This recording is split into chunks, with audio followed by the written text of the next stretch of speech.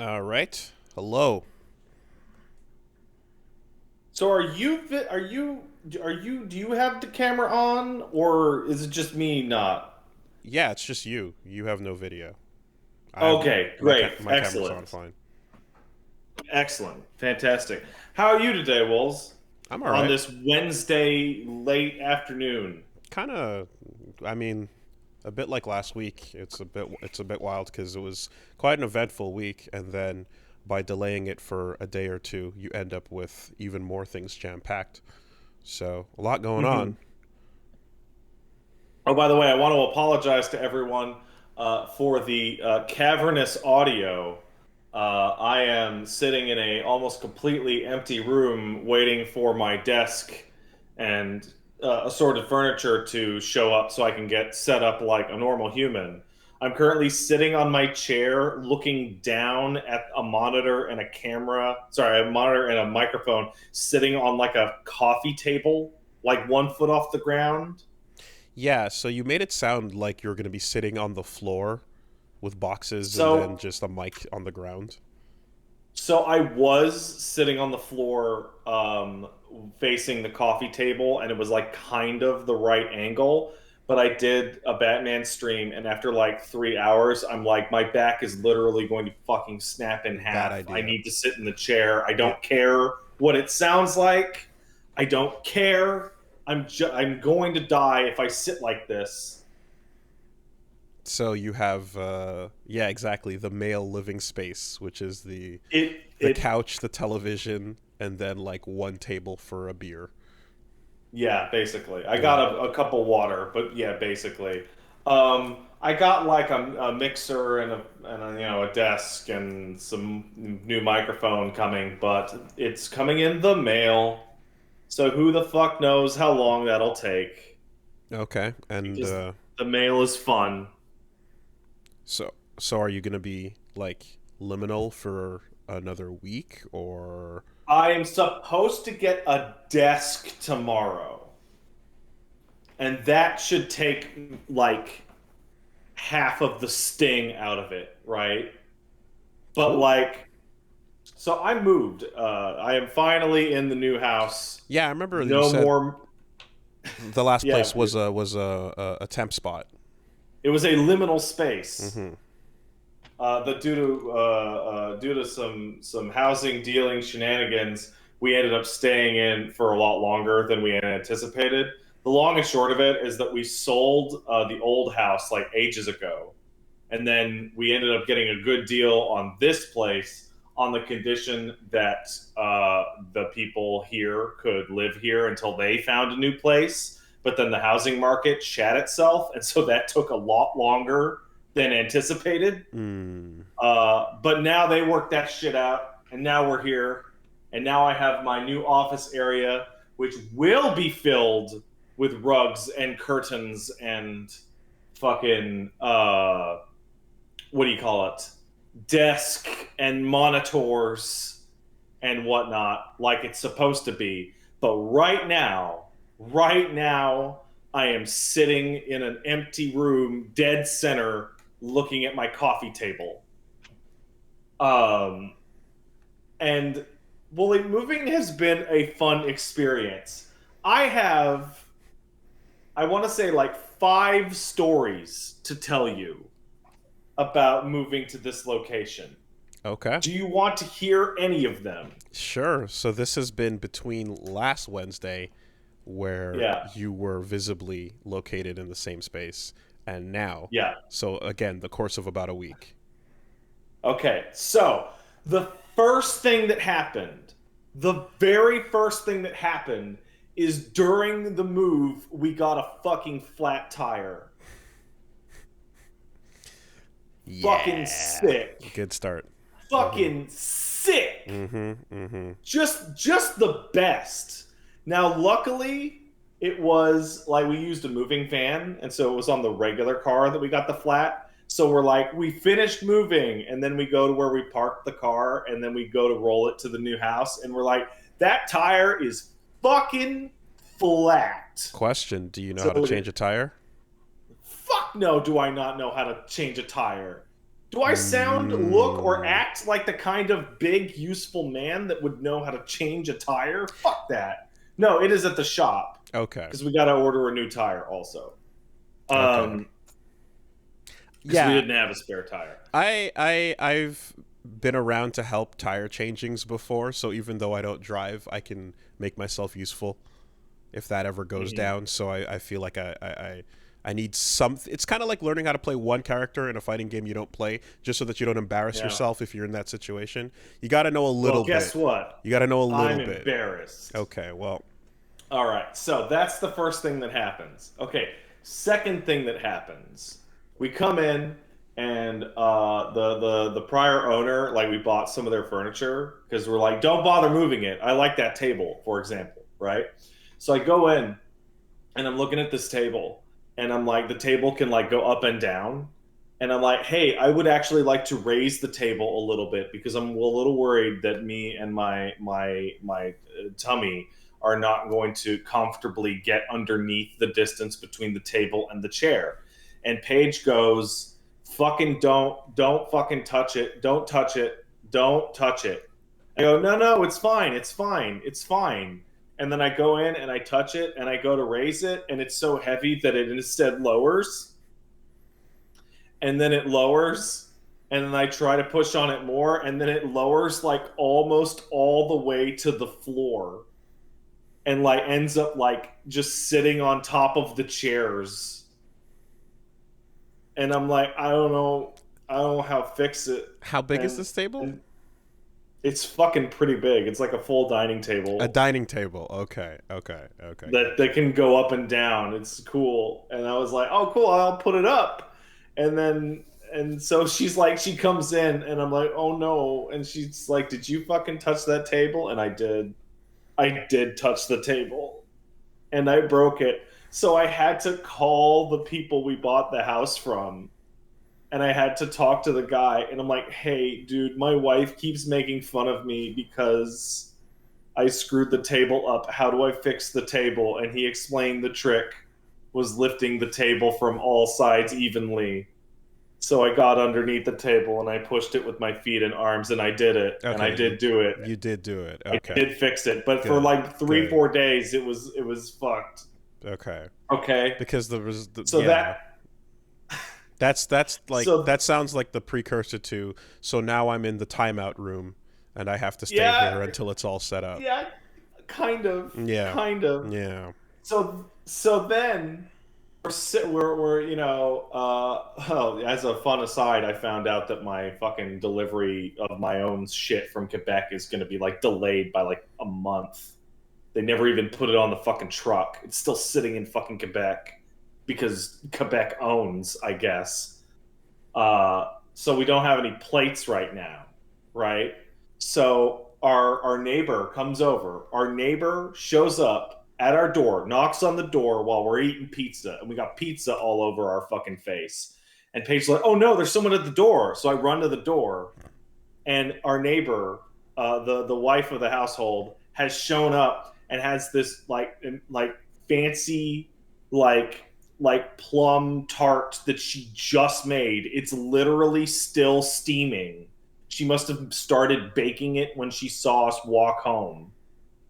And she's like, "Hey, welcome to the neighborhood. Oh my god. Oh, hey, welcome. I'm blah blah blah. Nice to meet you." And we do the thing. I made this for you. And we're like, "Oh my god, that's so incredible." And then we do the pleasantries, and then we come back inside, and Paige starts having a fucking freak out because the positive interaction with the neighbor was so different from all the neighborly interactions we had back in Quebec, which were so universally negative.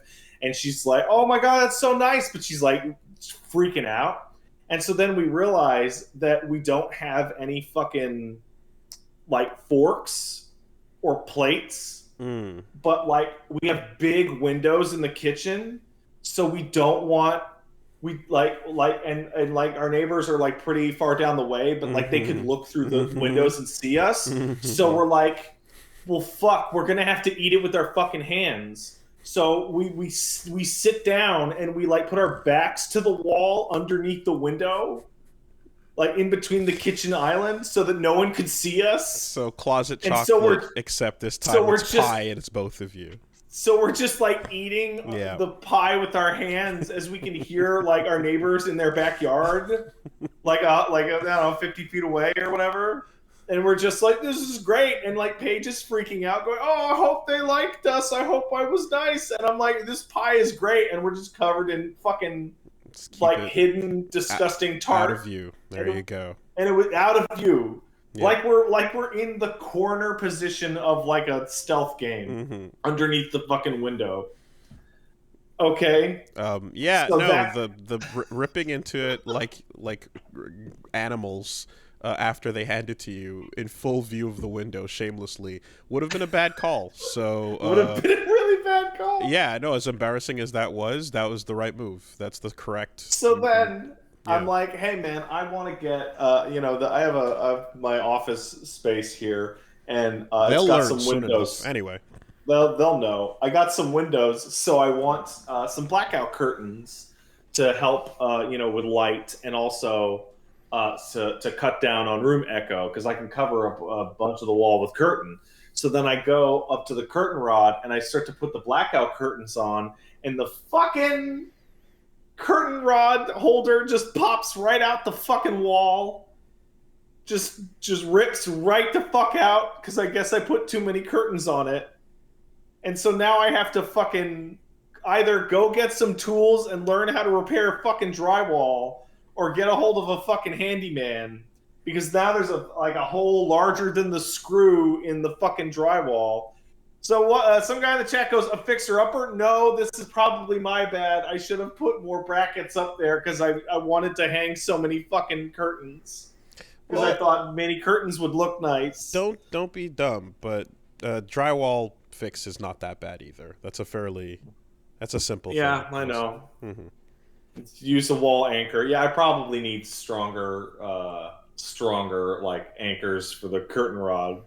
And so then I'm sad. I've been sad for like a day and a half about my curtains. I'm so bummed out. And then, oh my God. So we've had a long-standing thing where we introduce the dog to people, and they have trouble. They either immediately get his name because, oh wow, Zangief, like the video game, or they just can't handle it. But Paige is out walking the dog, and she encounters an older lady who does not have hearing problems. And they're just chatting about, and she's like, "Oh, who's this guy's name?" And my wife goes, "Zangief." She goes, "Huh? Zangief? What?" She goes, "Zangief, like ham and beef." And the lady looks at Paige, and then looks at the dog and goes, "David?" To which Paige just went, "Yes. Yes, his name is David." And the old lady goes, "Oh, nice, David. Good boy." Yeah. She tried to fight the autocomplete. She did. She tried to fight it, and then it won. The suggestion, the right click under the red underline. Just give up. Just give up. And then last but not least, she's lived long enough, man. Fuck it. I want to give a shout out to El Gato, a company that we have worked with for quite a while. Mm-hmm. And I ordered the El Gato arm, for microphones, the boom arm, which I got earlier this morning. And I was so excited. And then I started to set it up. I started to attach it. And then literally upon tightening the part that attaches to the table, the internal screw just snapped in fucking half and rendered the entire boom arm completely broken and useless. It literally did not even survive being attached to the table. Yeah, so when you said Elgato, I was like, oh, yes, the recording capture device company that we've used their devices for many years. I'm listening. They have done good things in that front. And then you said Boom Arm, and I'm like, they don't make hardware boom arms. They don't know They anything about do. that. And I look on They Google and do. I see that they do, and I would trust them for their game capture technology, not for their studio hardware. So what the weirdest thing is that the average boom arm has like just a metal plate at the bottom that you just turn and turn and turn and it Yeah, tightens. yeah, like a road Um, arm. It works like that. Yeah. yeah, the Elgato one, instead of like a metal plate that's basically just a gigantic 1 pound screw, is like a flat padded surface on both sides that's attached to that metal screw, which means there's a point of failure, and the point of failure is a like 5 millimeter screw attaching the two together that just completely fucking snapped right in half the instant I tightened it. Um. Okay, what you're describing with the screw is also on, like all the boom arms that I have also have that point where it's padded and then you twist it in, and it's like you're not. Not the one I just fucking ordered to replace it. Um. Just But a it. big fat metal plate. Okay, I'm gonna look at what the Elgato has there, but like making sure that that Fucking is balanced and weighted correctly is the most important part of whether your boom is fucking gonna work at all. piece At of all. shit. Yeah. Fucking like goddamn fucking piece of shit. Well, if you already got your replacements Couldn't on the believe way, it. then that's good. But like, My replacement will be on the way in like over a week. I'm so fucking pissed. yeah, there's some companies that do this for like years that are not Elgato. Like again, Rode is a solid company for like hardware and boom arm extensions and things like that. I think the funniest thing, which is as soon as I say that, I see somebody go, "Oh, I used it and it's so durable, it would never break." And it's like, it's kind of down to the strength of this specific fucking screw, right?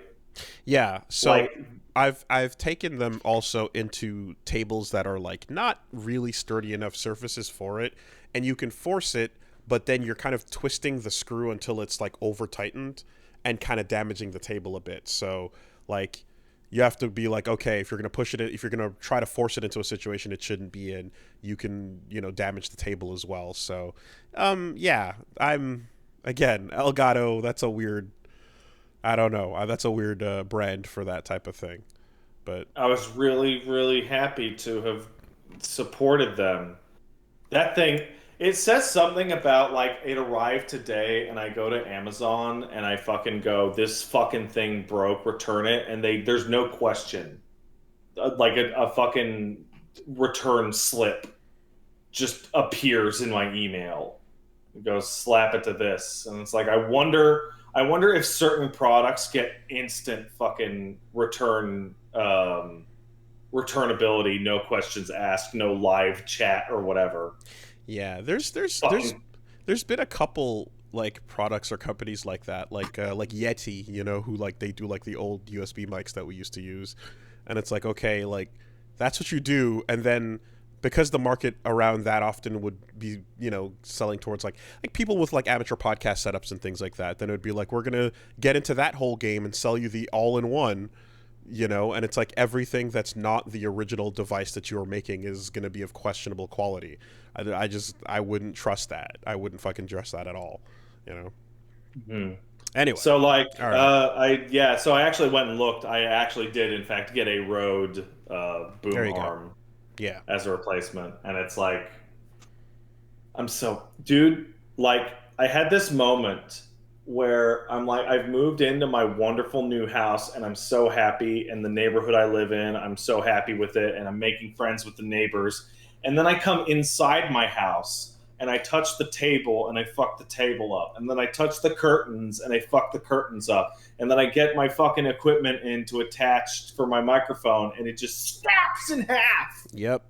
And I'm just like I had this moment just sitting here on the floor with my new broken boom mic, just like almost about to fucking cry.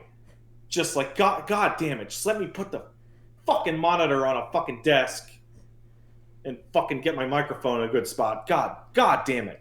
You can move into your sitcom life, but like when you have to set it up yourself, good luck.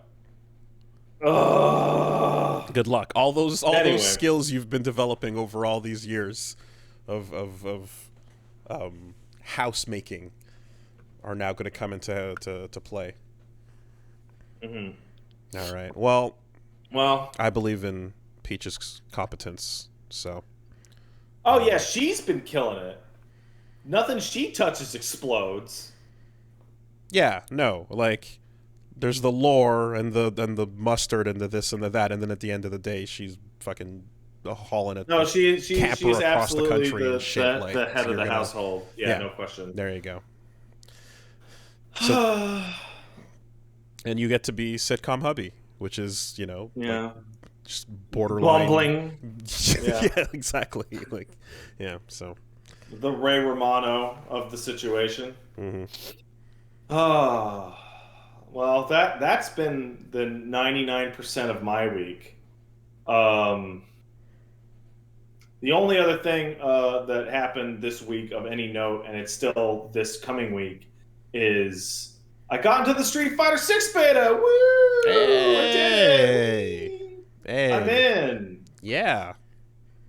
How's that feel? It feels great. Yeah. It feels super great. I was talking to people, and they were like, I also got in, and we digitally high-fived over Twitter, and we're all part of a cool club now. I mean, I don't like the level of frothing I was getting over Discord with you being like, "Can I please let me post it? Please let me post it." Just chomping at the bit, frothing, Well, no, the first thing was, did you get a code, Wooly? And you just go like the perfect no, which is just capital N-O. And then I'm like, oh, and then we talked about how maybe to acquire one. And then I'm like, please let me post this on Discord, on Twitter. Come on, I got the memes ready to go, dude. Yeah. The memes are firing out here. Okay. Well, I might have a line on an Xbox code, so, there's that. You want a PlayStation 5 one? Sure. Okay, here you go. Cool. Thank you. I appreciate that. Okay, it'll probably that'll work a little bit better. So the important thing is the gloating and the shitting was also combined with, hey, my friend is dumb, help. I appreciate that. Thank you. Yeah, no problem. Yeah, I'm seeing the traveling the memes about people in and out of getting the betas as well are like they're almost as good as the beta itself, with just the level of like division and hatred it's building among the people, people go nuts. Oh yeah, I'm seeing only beta males get beta codes. Oh man, that fucking rules. That fucking owns. Oh man, like it's getting real salty out here. it's getting bad, So we'll see. We will see. Yeah, that I don't know what I saw one post, someone saying that like there might have been people making bots or something to that effect. So I don't know if that's a part of like why like so many people got like shafted on it. But I'm always willing to believe that. All I know is that the codes are extremely limited, and I had to search and dig to be able to find one that was available for you. Oh. Well, thank you then. It was not a second one. Yeah. Oh. No. Damn. Well, dude, thanks. I really appreciate that. Then I didn't. I thought you got a second and were. Yeah. Okay. Cheers, man. Here, I'll explain it. I'll secretly Discord explain it to you in the chat. Okay.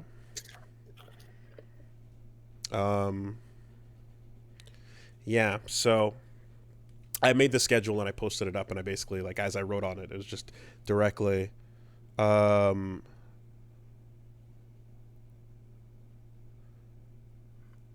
okay, I see. Does that make sense? Yeah. Cool. And there's a Cheers. follow-up to that. Hold on.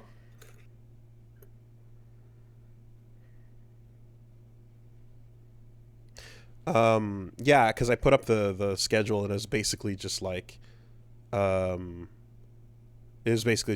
if I get it, then that's what we're doing, and if not, then other stuff, you know.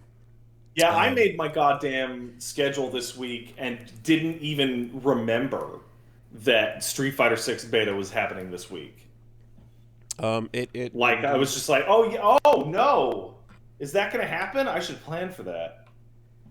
Yeah, because at the same time, also, Darly Dagger just got released for KOF, and I was like, okay, well, I can, go see what's happening over on that side of the fence as well. That's not Street Fighter 6. It sure ain't, but it would have to make do in hard times. But yeah, I guess that's Friday, right? Yeah, Friday, Saturday, Sunday this weekend. Yeah. Well, anything else of note on your end with the week? Having a flat tire means I'm getting my fucking steps in. Holy shit. Fucking walking multiple miles a day with groceries on my back. It kind of rules. Oh, wow. Okay. That type of sitch. Yeah. I mean, I suppose there are apps you could use to alleviate the situation, but the exercise ain't bad. Yeah, but it's like pretty outside in British Columbia, and right? You get to learn the area and stuff. Yeah, and wave to people and be like, yeah, I'm new here. Yeah, that is true. I'm like, come to think of it, like, well, I mean, the place I am now, like, there's I know people around and such, but like, if I were to move like somewhere else and like follow the current regimen of just being inside all day, all night, you could really just like never see your neighborhood, never meet anybody. You could just become a solitary fucking Death Stranding, locker. Yeah. If you wanted to. Yeah, I've actually been spending a fair amount outside. I have a farmer's tan now. There you go. Which is weird because like normally I would burn to a crisp in any sun, but I'm getting just enough sun to like not get crispy. Yeah, I hear you guys roast up pretty easy out there. It's pretty bad. So the new place has a lot of windows, and Paige is concerned that she will have to start wearing sunscreen indoors. Jesus Christ. Yeah. Whatever fucking like just as part of the regimen. SPF ginger. Yeah. Yeah. SPF more. Yeah. Could always become. Oh, Windows block UV rays? I didn't know that. Could always become I didn't know that at all. One of those like sun umbrella people as well, No, I'm not doing that. Okay. I'm not becoming the fucking penguin. Well, you could be fashionable about it, so, but all right, that's your call. I don't want.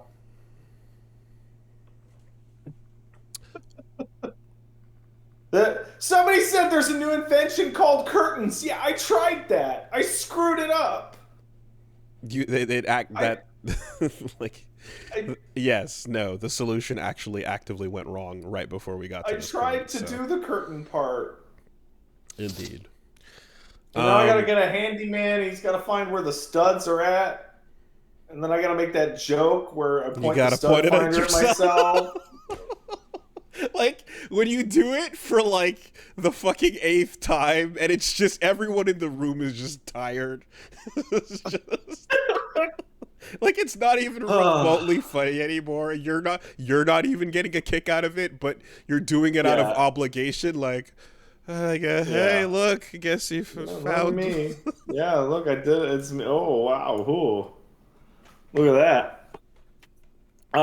The only games that I played of note that I really want to talk about is that I played a couple more hours of Rumbleverse, Hope you drill and into a man, fucking ground line. fucking new Rumbleverse. Like, first of all, I'm in my brain, I'm calling it new Rumbleverse because it is a wildly different game Shit's changed. than it was just a couple weeks ago. Shit has changed.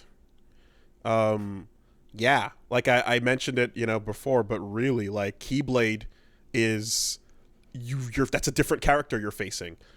Um, and the dive kick changes so much. The way you react to grabs, a lot of that shit is real different. It's kind of wild that like this level of aggressive patching is being rolled out in like half season increments. It went from a really really turtle game, like blocking was just super powerful and you wanted to edge people into making mistakes, and now it is so fucking aggressive, like people just rolling up on you and just sumo slapping your fucking guard apart. Mm-hmm. Now that I've gotten a bit more time on the patch, though, there's is something that I'm noticing now that I did not see before. Are you noticing bots? Yes. Okay. I had not seen or encountered bots like at all for the entire pre-patch time I've been playing it, and I put in a bunch of time, and now I'm seeing tons of them, and it's just odd because I don't know if it's just if I don't know if it's patch related or not, but I had never like noted it, and now it's like super obvious. It's like, yep, that's a bot. And I'm wondering if it's based on being in like the main event league where there's just like less people queuing up if it's a higher ranking level. But It's possible that we're just too good and there's not enough people to populate the matches at our level of it's goodness. possible that is in fact the case. That is what I'm putting out there into the universe. However, I never, I had not like, yeah, I don't think I ran into anything like that at all pre-patch, you know? Yeah, same here. So maybe that's just indicative of, population, or maybe it's patch based. I don't know. But Well, it's tough to say, but it's always possible that like they decided that matchmaking, because remember at the beginning the matchmaking took forever and then they kept fighting it back and forth. It's possible at some point a decision was made that like the upper limit of matchmaking is 1 minute, yeah, I mean, right? I guess if you wait too long, because it's true, you know what? Hmm. Come to think of it, there were matches back then where it would be like, okay, 31 out of 40 players, and then you'd sit around on the boat for another minute or two, and then it'd be like, okay, fuck it, we're just gonna launch, Maybe they upped that threshold to say, like, we won't wait as long and we'll just populate the rest. Could be. What's Uh, really strange is the bots seem to make it like pretty far. so I Like the saw bots make it about halfway into the match, and it's like that's kind of strange. it is because they don't sprint and they actively don't really like move that fast or do anything that aggressive, but they just respond to whatever you do near them, and then like they start playing a game of rock paper scissors with you. um in most cases you should be able to just like take them out for free perks, but I saw like a video where someone was like, yo, here's 3 bots in the final circle, what the fuck happened, does Fortnite do something similar? Yeah. So I went back to Fortnite the same night and got almost all bots, and I am absolutely convinced it's because I have not played the game in so long. Okay. It put me back into bot matches, and Fortnite absolutely fills for time for bot matches as well. Okay. And how do people feel about that? I don't think it's hard to say. Fortnite is so wildly, insanely, gigantically popular that how people feel like we're talking about like tens of millions of people. I've never heard anyone complain about it, Yeah, okay. right? Because that's the thing is like I mean, at some level, it's like, oh yeah, that's again free perks, free kills, right? And then you just move your way in. Um, I'm willing to be a bit more patient though, to like give it another minute for people to join in to make up for less bots. Um, if I have a match where you like I ran into one or so, then I'd be like, okay, yeah, there's that's fine. They spread out and that was that. But I've had matches where I've seen like three, and it's like, that's a lot, And then by the time it gets to the final circle, it's not anymore. So you just have to wonder. It's like, is this like 10 bots and 30 humans, and then like you kind of just like are supposed to get them out of the way as quickly as possible so that you Just can just tear get through them as fast as possible so to that it's a get to the 30 v real 30 humans. yeah 30 match exactly. Yeah, the other thing about I don't know if it's just the games that I was playing in Rumbleverse, but like the people that are like even now, the game's been out for like what, a month, Mm-hmm. like two. Even now, the people in that final ring are freaks. Mm-hmm. Like just absolute fucking freaks in a way that you don't encounter almost ever in Fortnite or PUBG or a shooter. Because Mm-hmm.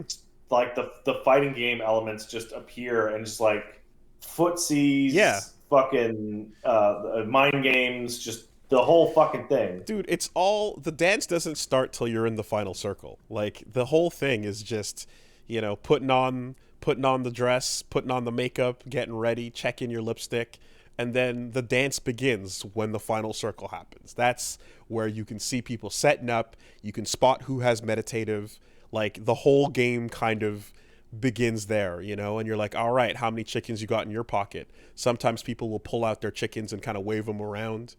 um, I've seen at least two or three people that like don't fight in the final circle. They just wave at people and dance and drop them Yeah. free chicken. Like, in one case, the dude who was just doing that, who was just like cheering on everybody, and dodging amazingly, and handing out free chicken as well, won. Like played ref for the whole final thing. No one could touch them, and then like just at the Hyper competent. Yep. And I'm like, I respect that. That's wild. That's crazy. Absolutely stylish. But that's where you got to get your real fucking your combos on. You need to learn how to wall splat into wall splat into wall splat. You know, um, all of it, and have a sense of. And this is like the one thing that like, as all the fighting game experience and whatever will do me great when I'm fighting 1v1 or even 2v1s in some cases. But what I don't have is that third person shooter awareness of someone is above and behind me and I'm about to get elbow dropped on from a blind Yeah, spot. they're basically jerking themselves off until they can fucking third party you to death. Like you beat it. You had the 6 minute fight with this one guy and you fucking clutched it out and you fucking beat him and you're just about to heal and some guy tackles you into hell Into dirt. Yeah. I've and you're done. never I've never learned like that's a skill that's just like okay, head on a swivel, I keep rotating the camera as much as I can, but like above me as well, all 360 degrees, like I'm never going to get that down, I'm just going to keep moving and do my best to avoid what I can. But yeah, still feels really fun. And it's my time killer of choice at the moment for sure. It's fucking great. Um And by the way, if you do play Rumbleverse or Fortnite and you do decide to buy any of the skins, I was going to make sure to use the creator code Pat stares at. Okay, so about those creator codes, do you have to create it in Fortnite for it to carry over to this game? Because I was No, looking. there's Epic has a fucking creator program that you sign up for. Okay, it's a whole thing. All right, because I was And looking. I don't they actually like cut it off. I don't think they're accepting anybody right now. I was looking at it, and it seemed as if like there was like, yeah, there's a sign up process that had to take place outside of the game somewhere, and I was like, what Yeah, is no, it's a whole fucking thing. okay. That's the same thing I as like the I V-Bucks stuff I, from. I did it like 18 months ago. I honestly don't remember how. Okay. Um. Yeah. Anyway, I guess the only thing I was going to point out was just like trying to figure out the right synergies with the new moves as well and stuff is it's pretty interesting. I'm finding some uses for dive kick, as like one of the fastest OTG things. Um, Oh, it's Dolphin Dive being changed to OTG is the best fucking that's fun. just the best. It's Hmm. that move went from I don't give a shit to give it to me every time. And like one of the most fucking insane stylish things you can do now is like if you pop your super, which you can't spam anymore because it drains bar to use to do the grab. You can pop your super, pull out a keyblade, and do like light launcher, air combo spin, the horizontal one, whatever that there was a name for it that Sora does. But like air combos, tornado spin, vertical spin, the key breaks at that point and go right into the air super after that, and it's fucking glorious. It's such a sick combo. You just like, yeah, full on character action moment at that point. So aerial strike raid. I saw people were saying that. Yeah, Yeah. strike raid. There you It, go. it is it is bizarre because people with the Keyblade pipe are playing a completely different game. Flying out of It, trouble. it's the full move set. Yeah, It's the whole thing. yeah. I want more items like that to exist. And those are like that's kind of what like it was in Fortnite when it would like pick up a thing and turn into Thanos and stuff, right? Yeah, yeah, or a robot or something like that. Okay, yeah. So there you go. Okay. Well, over on my side, um, I have watched 5 episodes of Edgerunners, and Yeah. allow me to say, might be one of my favorite animes. It's insanely high up on my list. It is ridiculously good, like ridiculously good. Holy fucking shit! I feel alive. God damn, is it a good show? And um, everything about it is delivering obviously aesthetically on the things that I like, and it reminds me of, do you remember my profile picture back in the day for a while was this like screenshot of an anime that never came out called Urbance, and it was like, Oh man, a million yeah, years ago. and it was this really sick animation of like just these kids in like a dystopian city and lasers and lights and like club neon and shit like that, and it was just a whole vibe, and it looked really really good, but it never fucking came out, right? This is delivering the aesthetic I want of all of that, and it's grabbing the aesthetic I like about Mirror's Edge and all that shit, and all that is just, it's cyberpunk. It's the thing, right? It's doing it. Okay, cool, done. So you don't have to question that It's at that all. dystopia where we have robot legs and cool fashion instead of our current dystopia where like I can't make a decision at the store about which toilet paper to buy, and like the company is using that decision paralysis to keep me in the store to play like subconscious ads through the fucking grocery store radio. Yeah. The thing is, though, is that it does a really good job of like showing you. I mean, but that, I suppose this is what the any sufficiently well detailed cyberpunk setting will do, is like you're in or you're out, but either way, if whatever you like here is going to be immediately matched with some horrible shit, right? The things that are cool are also like hand in hand with a fucked up horrible way to live and a fucked up horrible society, and it's a perfect blend of every time there's something like god damn that's cool, immediately followed by holy fuck that's awful. You know, like it sandwiches those feelings the entire time. Yeah, you know, like it's just it really does a really good job establishing that. Musically, they've licensed some really dope tracks. They got Franz Ferdinand in there. They got like some stuff that is like just it stands out and it's fun to listen to. You know, like I didn't know I get exactly what kind of soundtrack to expect, but I suppose I just was waiting for like anime. You know, and in this case, they kind of like reached out and did some more with that, so it sounds great, it looks great. Obviously Trigger's doing what Trigger does, like they're having fun with the characters, their designs, their personality, all of that is great. But just like the establishing of the setting, the characters, all of it, it does so much in so little time. And you get the feeling that like because the dialogue is happening so quickly as well, that like it's almost like it's compressed. Like the pacing doesn't feel too fast, but the amount of things to look at or take in any given scene is overwhelming.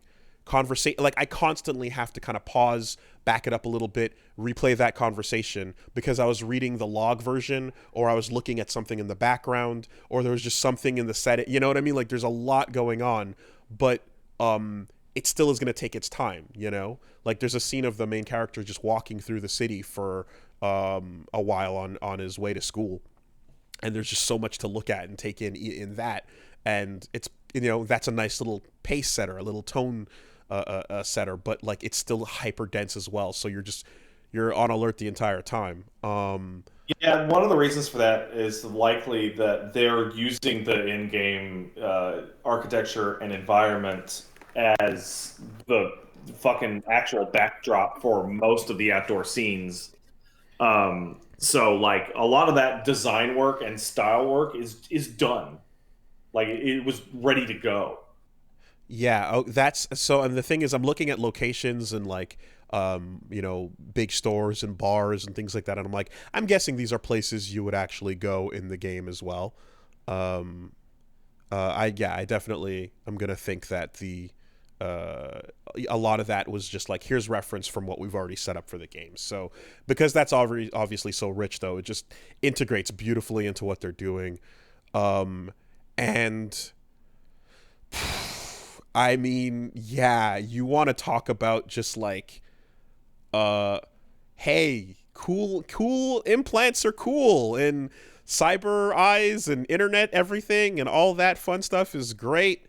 Now here's what it's like when the megacorp owns the country and runs everything, and this is a just like, yeah, it's brutal. It's just fucking brutal about it. And It's I'm glad to hear it because like the number one, because I haven't played much of Cyberpunk 2077, but I am fairly familiar with the genre. It's like the number one part of Cyberpunk is that the advancement of technology has rendered human life cheaper than ever, which is counterintuitive, but it's unbelievably like so.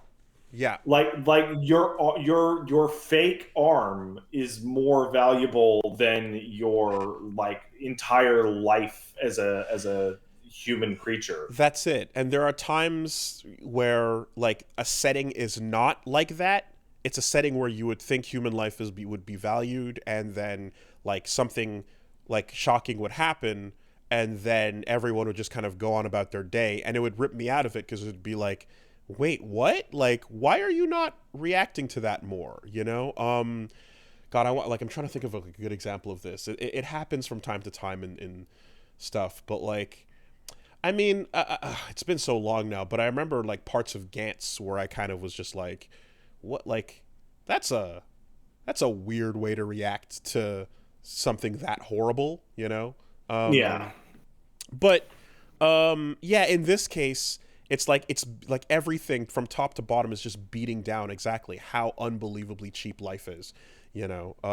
And it just, yeah, and it goes hand in hand with your cool arm blade and your cool arm gun and all the other fancy shit you want, you know.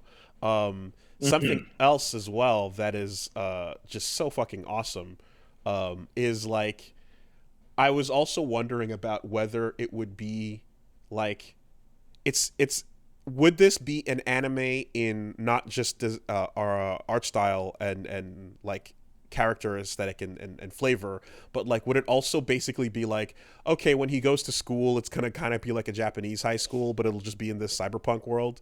Like, are anime tropes gonna kind of fall into place in a way that makes this like, it's cyberpunk, but it's really, we're just gonna do what you are recognize in anime and stuff? And it's like, no, not really. It's gonna be told, and it's gonna do things in a way that is like, I guess probably what I imagine the game would do to tell its stories. And romance and relationships are handled in a not anime kind of way, but in a, I guess, more, fitting for the setting kind of way. You know what I mean?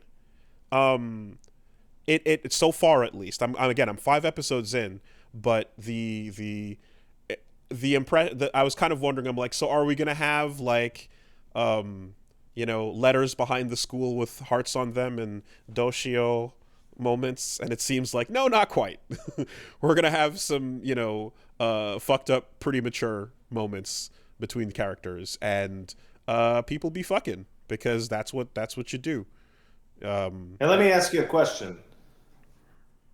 This is very important. English or Japanese? I decided that I would click play and take whatever Netflix gave me. Oh, that's interesting. Yeah, because when it comes to stuff like this, where it's going to be, like simulcast and multi-launched in different areas, I'm going to just be like, let's just see what it defaults to. And I pressed play, and it by default went to Japanese. Really? So, yeah. It knew you were a huge weeb.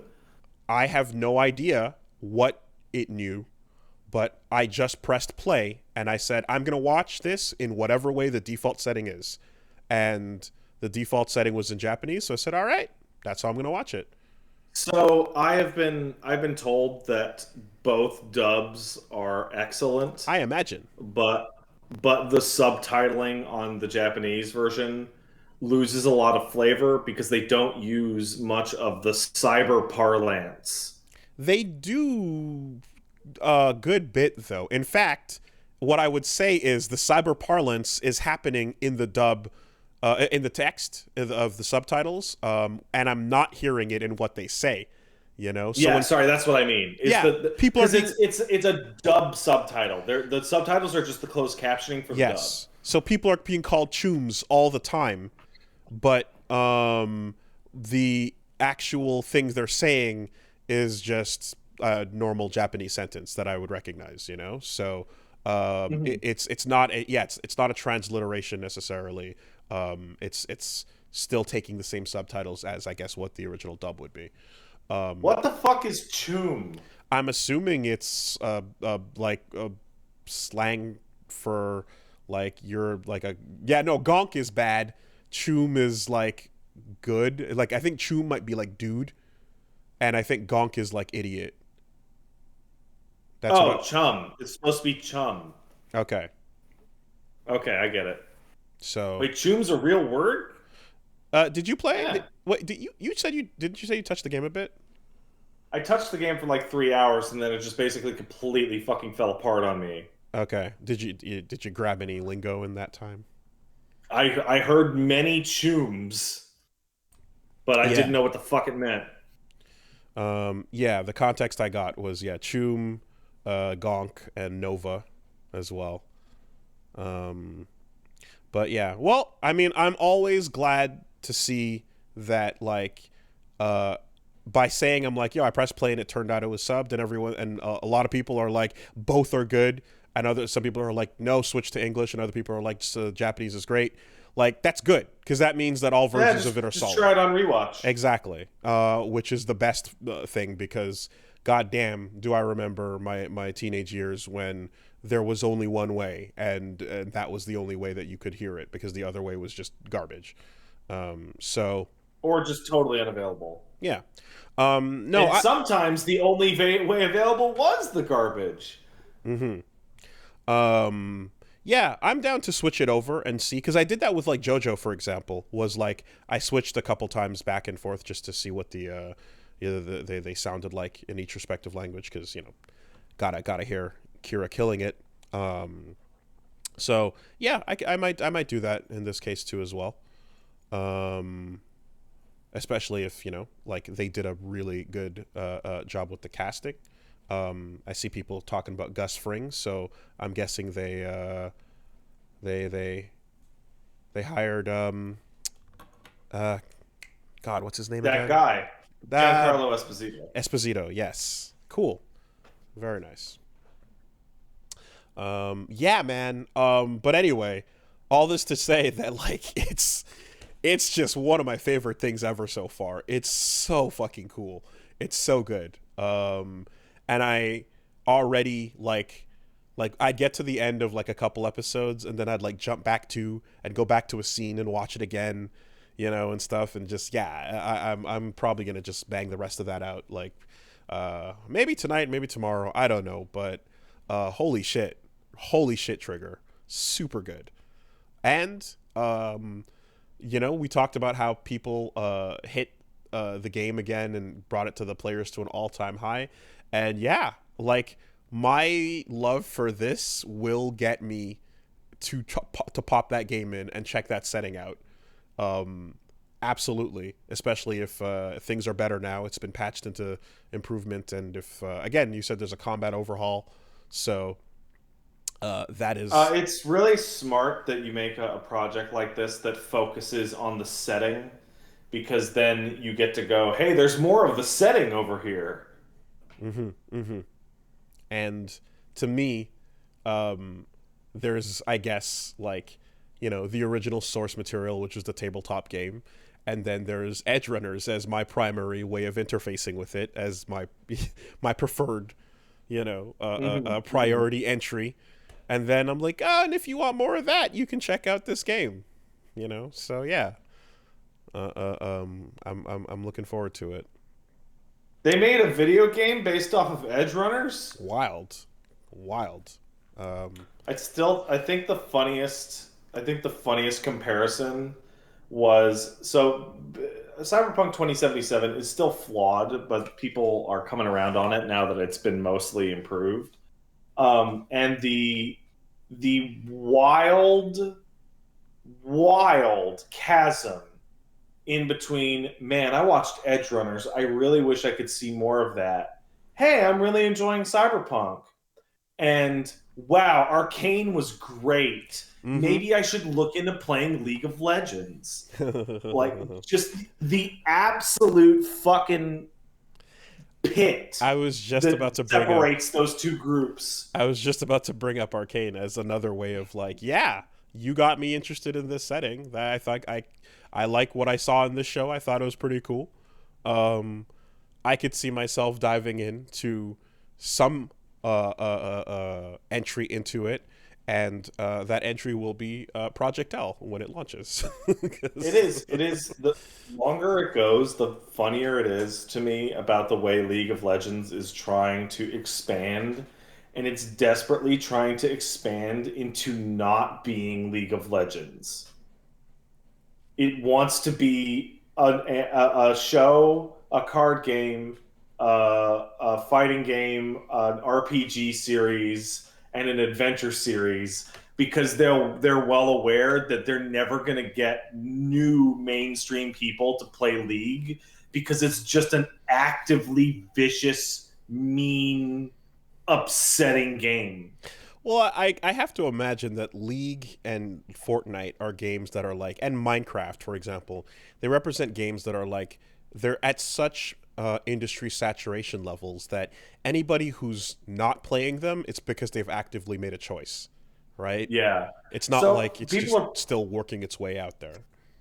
someone in the chat pointed out that a counter argument to my point is that they actually are remaking League of Legends for phone and console. It's called Wild Rift, and it's literally just phone slash console League. And what's interesting about that is that it's way better. It's way better than regular League. Hmm. Yeah, you. It's I think you were it's saying that before. Yeah. it's like, how do I put this? You know when you go you know when you go to a character and like their web page or in-game thing is like a photo of the character, and then it's like an animated GIF of their move, and then a second one and a third one, and like a paragraph of text, right? And Mm-hmm. that's your breakdown. When you load it up in Wild Rift, it has like these enormous fucking gigantic animations of the characters doing cool shit with narration and fucking voice acting and explanations over their actual abilities. And then the actual game is like tweaked to be twice as fast. And it's just like, oh my god, this feels like a fucking direct replacement Well, I mean, for League well that they're because saying is only phone and console. you can't actually replace League, otherwise you upset an empire, right? Like It's you can't StarCraft 2 the situation. You have to keep the thing that's been the monster that it is to the way it is. And if you're doing I other shit, it's got to be side less important shit, even if it is better. it's fascinating because I'm seeing some people respond to what I'm saying, and yeah, you're right. There's no narration. I'm kind of painting a picture of fanciness here, um, but people are describing it like, it's not quite as good as real League, and it's like, man, I would make that game 100 times shittier to just cut the fucking game Mm-hmm. time in half. Mm. Like the like almost everything that makes me pissed off when I play that game is being stuck in it for 40 minutes.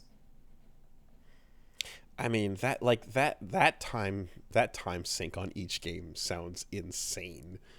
Uh, yeah, but anyway, all this to say though, but just like yeah, fucking just amazing so far on my halfway point through Edgerunners, and fully just a successful thing that I don't know how much or how little involvement there was, or whatever the storytelling or approval process was, but Imaishi doing a fucking sick job with it. Cool to see, him with like a team that is gonna take some of like even like some of the color lessons they learned from Promare are being used here. There's a couple scenes where they do some similar lighting tricks where the outlines and things are not black, but they're actually just like another scene, another color from the background or something like that. Super duper good. And yeah, I guess again, when you have a really strong setting and you want to go tell a story within that setting, you can probably go nuts because it there's probably like stuff that'll change the world and in the main game or whatever. But if it's just over here and it's on the side, then there's no restrictions, right? So fuck yeah, Cyberpunk Edge So what you're Runners. saying is that you're enjoying your gaslighting campaign. Into yes, exactly. They're doing an incredible job That of might be the fucking wildest take I've ever seen about a show in my goddamn life. Okay, wait, hold on. What? I thought you were That is saying a real take. okay, I thought you were That saying that Cyberpunk, rather CD Projekt, is gaslighting everybody with this anime to make that it. is exactly the real take. Okay. That they are gaslighting everyone Whomst. into tricking them that Cyberpunk was actually good by showing them a fancy cartoon. That's okay. Again, whomst. Is this a main character of Twitter? Yeah. Well, actually, Perfect. it's multiple. I've been seeing it all week. It's fucking hilarious. It's fucking hilarious. It's so nuts. If the quality is exceptional, then give me the gas mask. I'll huff that shit. I'll huff that tank all day. Hmm. Absolutely.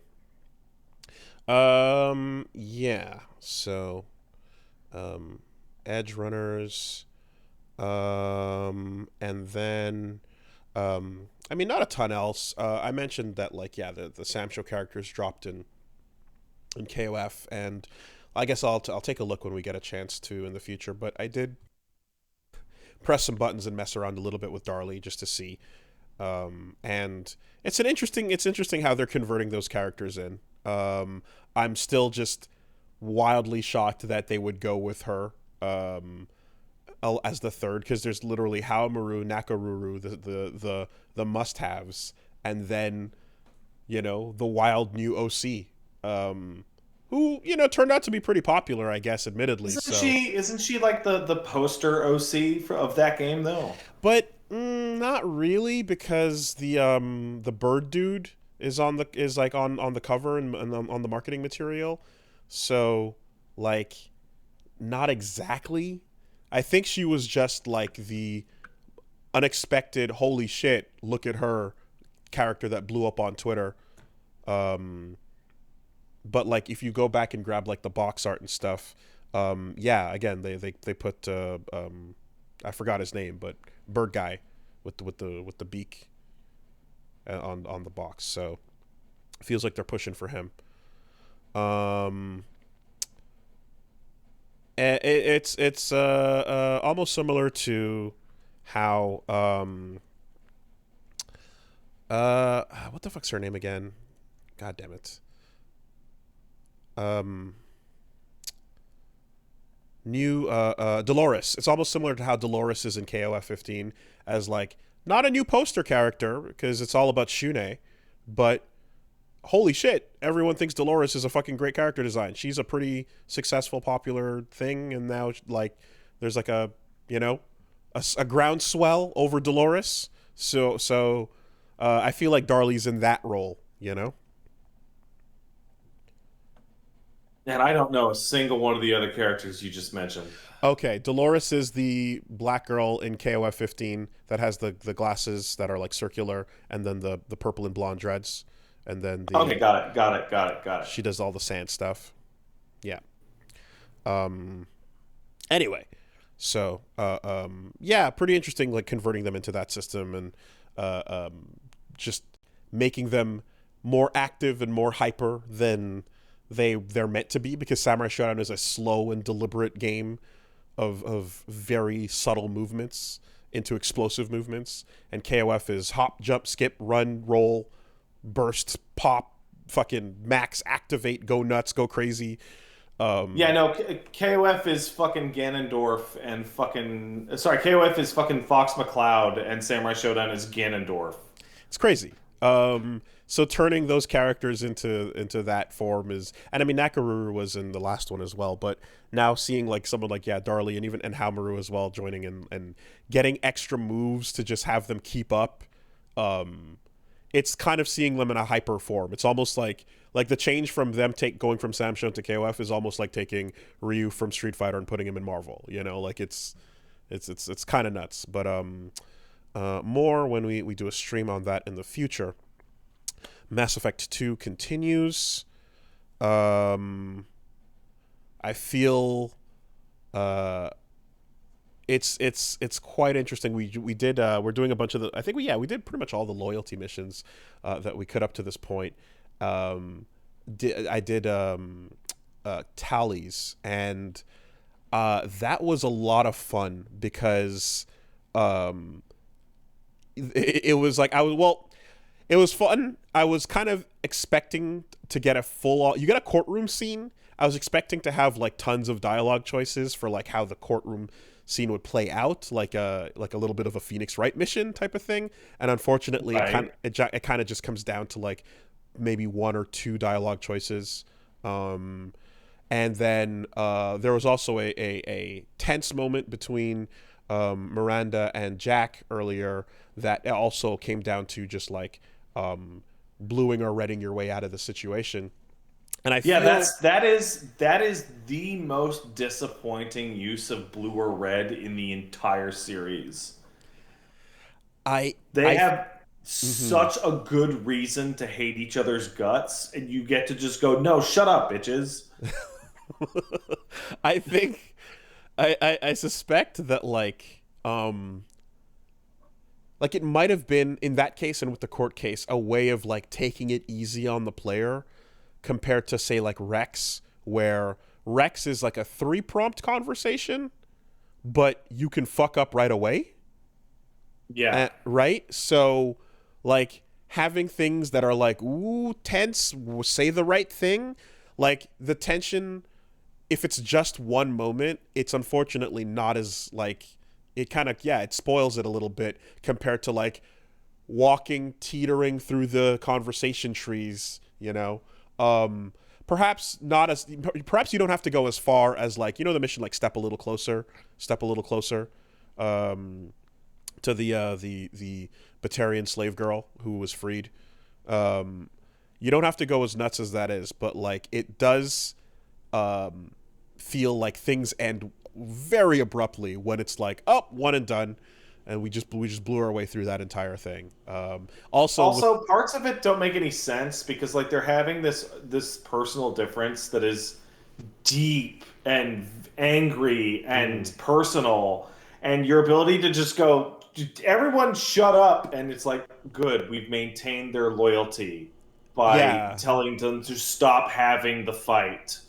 there's a balance between not having the player feel bad, I suppose, that they were trying to maintain, and um, yeah, I guess like they're content to give you some decisions that like play out in that way. I mean, I definitely feel the Morden discussion had multiple, you know, angles to it, multiple entry points to it, um, that lead up to the final one. Um, Yeah. but I guess that's just my only observation is that like I think tense moments that like when it's called for are better suited and better delivered with a full conversation and not just a blue shut up or a red shut up. You know. So what's interesting to me is that, particularly because this is BioWare, is that they made Dragon Age before Mass Effect 2, and then they made the Baldur's Gate series prior to that. And the your party members bickering and arguing is a thing in like tons of their games. Mm. And you get to see like the nature of modern development and voice acting because in Dragon Age, you can make some decisions that will have the party just raw turn on you. There's one Okay. particular mission that if you make a decision to like blaspheme some like a fucking fancy Jesus urn, like half of the team will just come at you and you have to kill them. Oh shit. Like Okay. there's no solution. It's just like you're fucking dead. We're going. And past that, you have stuff like Baldur's Gate 2, where characters will join up and fucking hate each other, but they'll tolerate it. But their personal differences are irreconcilable. Mm-hmm. It will reach ahead, and you will have to make a decision. And the person you don't pick usually ends up getting scorched as a result. Um. And you get to Mm. Mass Effect, and it's like, well, we put way too much work into Jack and Miranda's voice lines, So we're not just gonna so yeah cut so that they can't entirely. actually hurt each other. Um. So there's that. It's interesting, and then there's moments too. Well, so Kotor has these moments where like you scroll down that dialogue choice, and you've got like fucking 9 or 10 things to pick from. I don't know how many of them are fake or not, but it definitely gives you a moment of like, whoa, okay, hold on, how do I want to handle this? Um, and I feel there's also some odd moments where the definition of what a paragon is versus what a renegade is in this context is Oh, you're starting to see the fuzziness, huh? it flips weirdly sometimes. I mean, so I just did the Stree Overlord mission. Um And that was a good piece of DLC. That was great.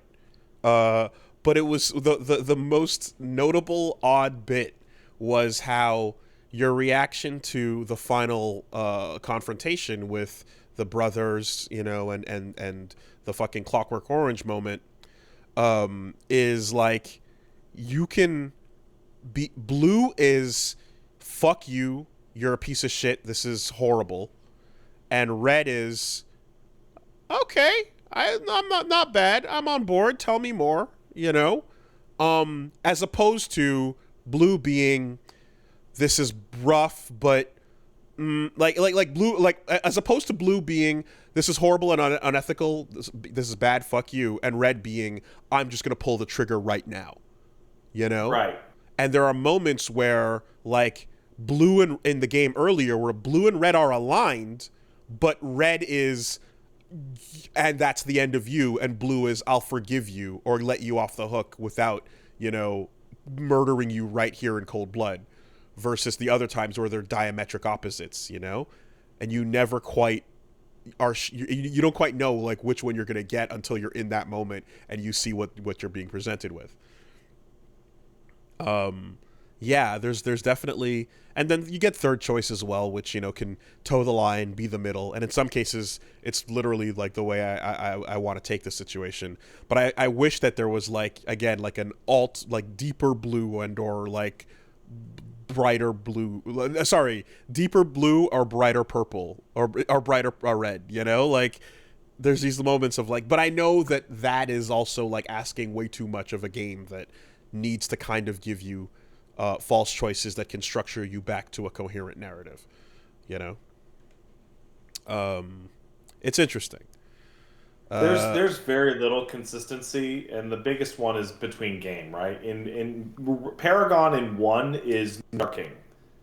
Paragon in 1 is, I'm a cop, and I will buy the book. Like, it's legally based, right? It's about, like, following the law versus not. But then in 2,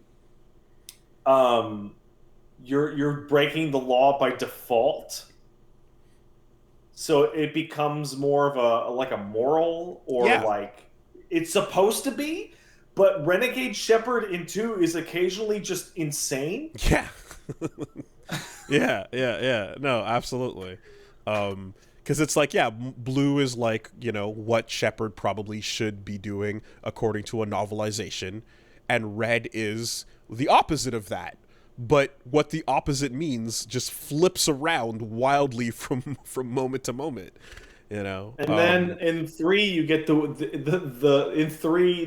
whole thing is, are you willing to drown 10 or 100 babies to save whoever? Well, I literally just did a mission that was the actual trolley problem in space.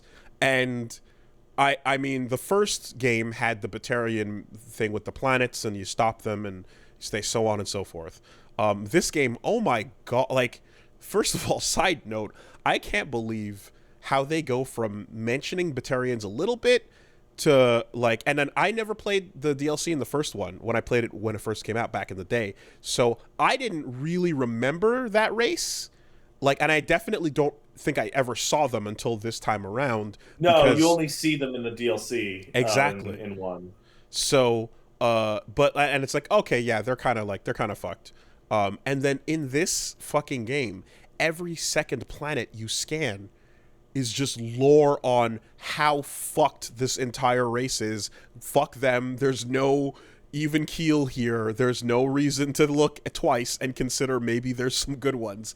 It's going out of its way to just, like, underline fuck all of them, right? Like, they really didn't try. They wanted a force of pure evil, but they also didn't want to blow, like, the Prothean, not Prothean, the Reaper wad, probably because it would lose the tension as the main enemy that represents the fact that, like, the way I call it, I say winter's coming, right? So winter's coming, it's beyond the wall, and you can't stop it. It's just a force that wants everything dead. And in the meantime, we're going to be bickering amongst the Lannisters and the North and this and that and all the whatever. And at the end of the day, those are all very human or like just emotional things that can be reasoned with, but ultimately greed and all the traits that whatever make up the Game of Thrones. And in this case, you get that, but then also halfway between Winter and the Game of Thrones is the Batarians, who are just like, no, like they're there too, and they're part of the game, but we just are not even gonna give this any sympathy whatsoever. Like, there's no reason to try to relate. They're going. It's nuts. But so you do that first mission in the first game, and then now you do like a side mission here, and the side mission ends with, all right, you can't stop the giant planet. You can't stop the nuke. It's either heading towards the city or the industrial quarters. Which one do you direct it to? And it's like, oh, literally, you just put a trolley problem, and in front of us. What side quest is that? I can't remember it. I don't remember the name of it, but it's really not notable in terms of the actual events, because you just walk through a base and shoot a bunch of dudes. And then at the end, there's a terminal that's just like, you can only stop one of two missiles. So which one do you stop? It's a random mission in space. And then it's just like, okay, well, a broken arrow. There you go. And then I think I remember that. You pick one of the two, and that is just, it's just like, at least hide it a little better, like with Zaid's, for example, Zaid's loyalty, they kind of throw it in there and they go like, you got to get this guy, you got to get him good, or you can save these people. And then the line literally says, it's like, never mind loyalty, we got to save these people. And it kind of tells you right there, like, okay, you can actually throw it away if you want to get those blue points in the narrative. But in this case, you just get to the thing and it's like, hit it left or hit it right, and this is going to go over a bunch of residents, or this is going to be fewer people, but they're all going to be the industrial, workers, and it'll fuck up the Alliance positioning and secrets or whatever, so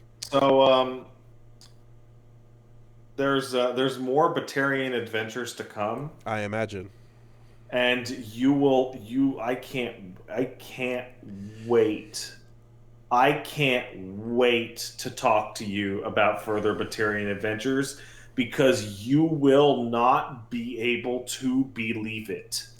I mean, they're spending so much effort on the codex and lore, on the planet reading, telling you about them, and just having them show up everywhere as fucking just horrible slavers. Like, they're really going heavy-handed on it. So I know it has to go more places for sure. It really does. It's so, how do I put this?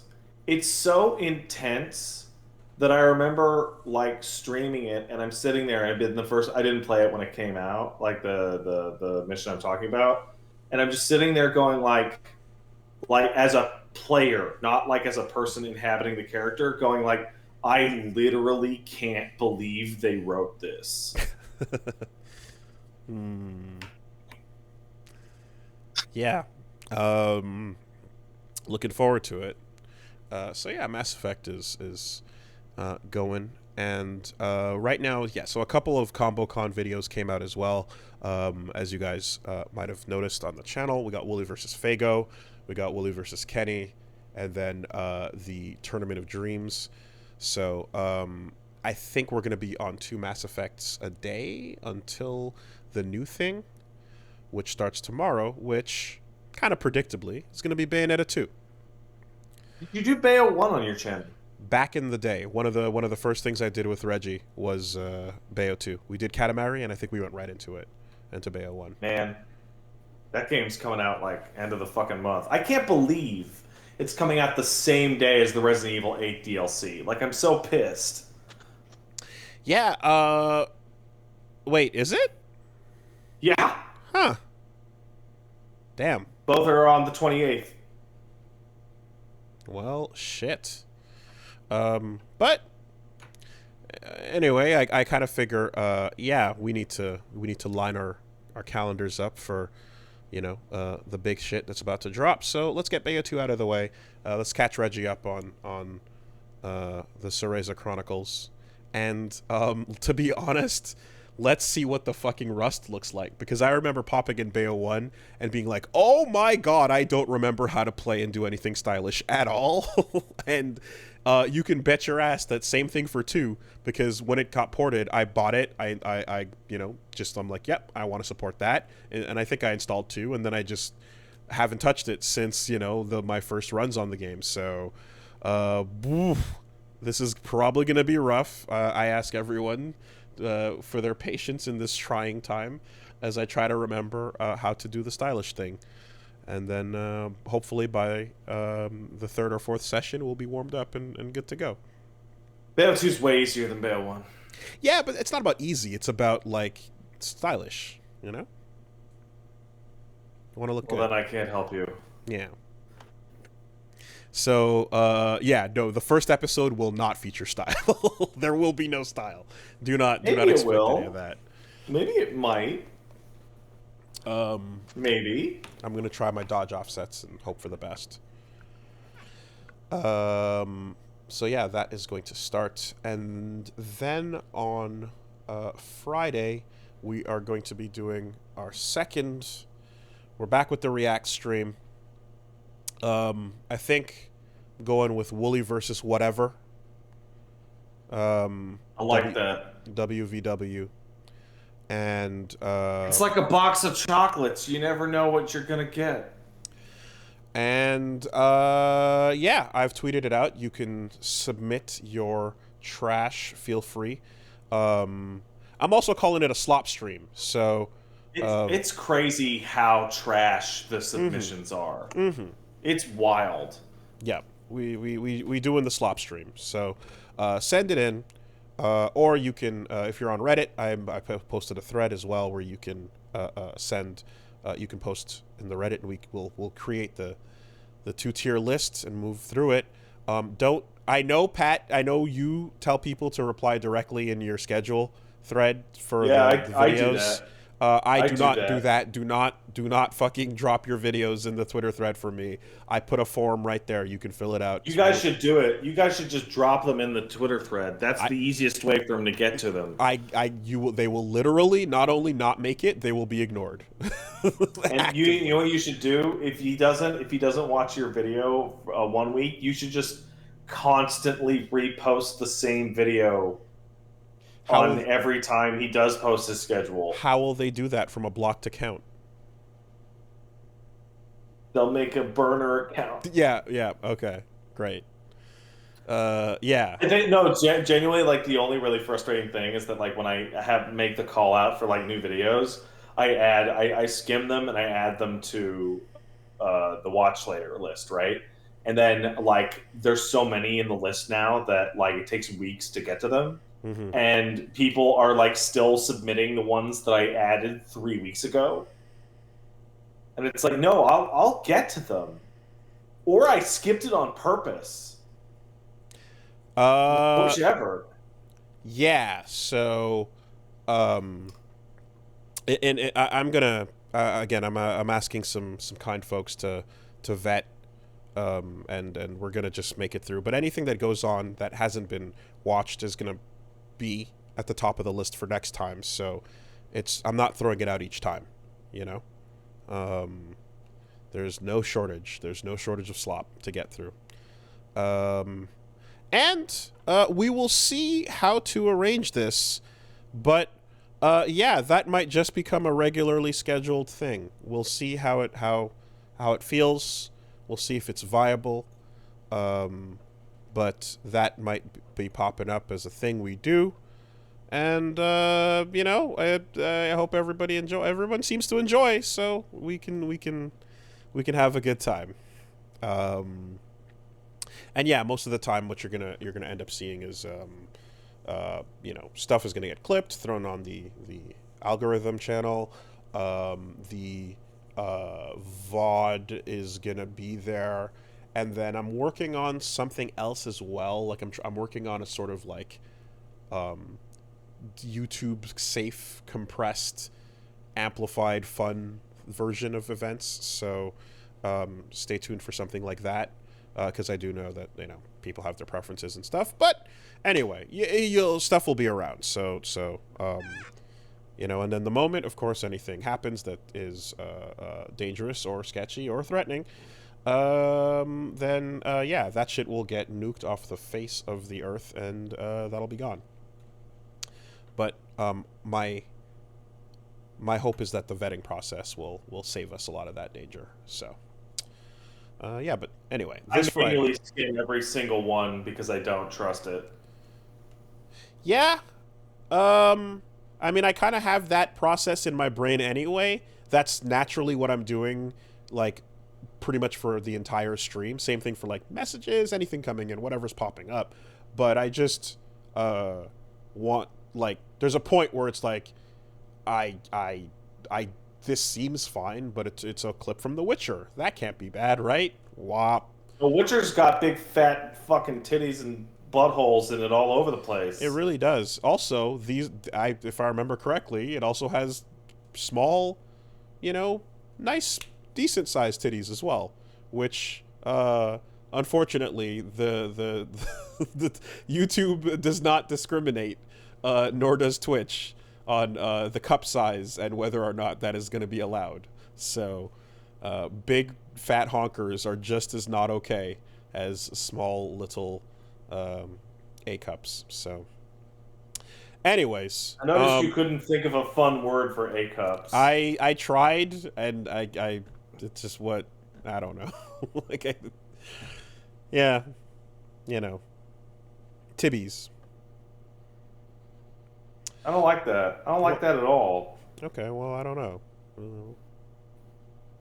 Anyway, my schedule this week's gonna be a fucking mess because I'll be quite honest. Like, if my desk shows up, I will absolutely fucking like. My desk shows up at like an hour before my stream. I'm canceling the stream to fucking put the desk together because this coffee table fucking bullshit sucks. It sucks. I want to get a fucking workspace back where I can have a keyboard. My keyboard's on the fucking floor right now, man. This is stupid. Anyway, go to twitch.tv/PatStaresAt. I can guarantee I'll absolutely be playing the Street Fighter 6 beta on Friday. Because Street Fighter. As much as I would love to encourage you doing more floor streams, because that shit's hilarious, it's probably, again, a horrible idea.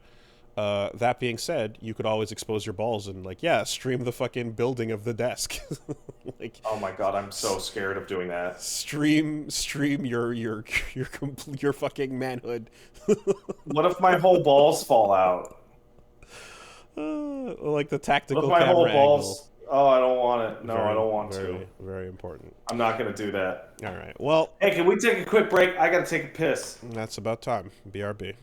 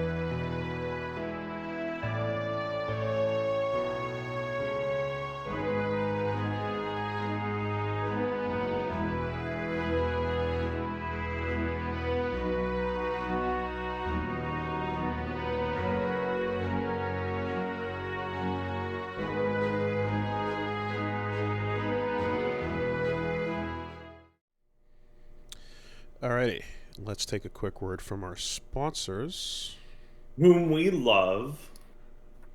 dearly.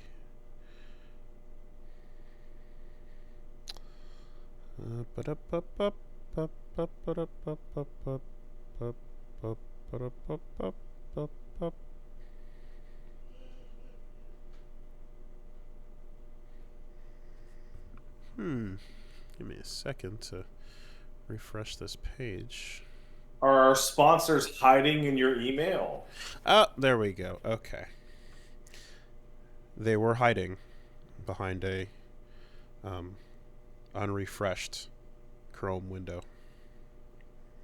My favorite.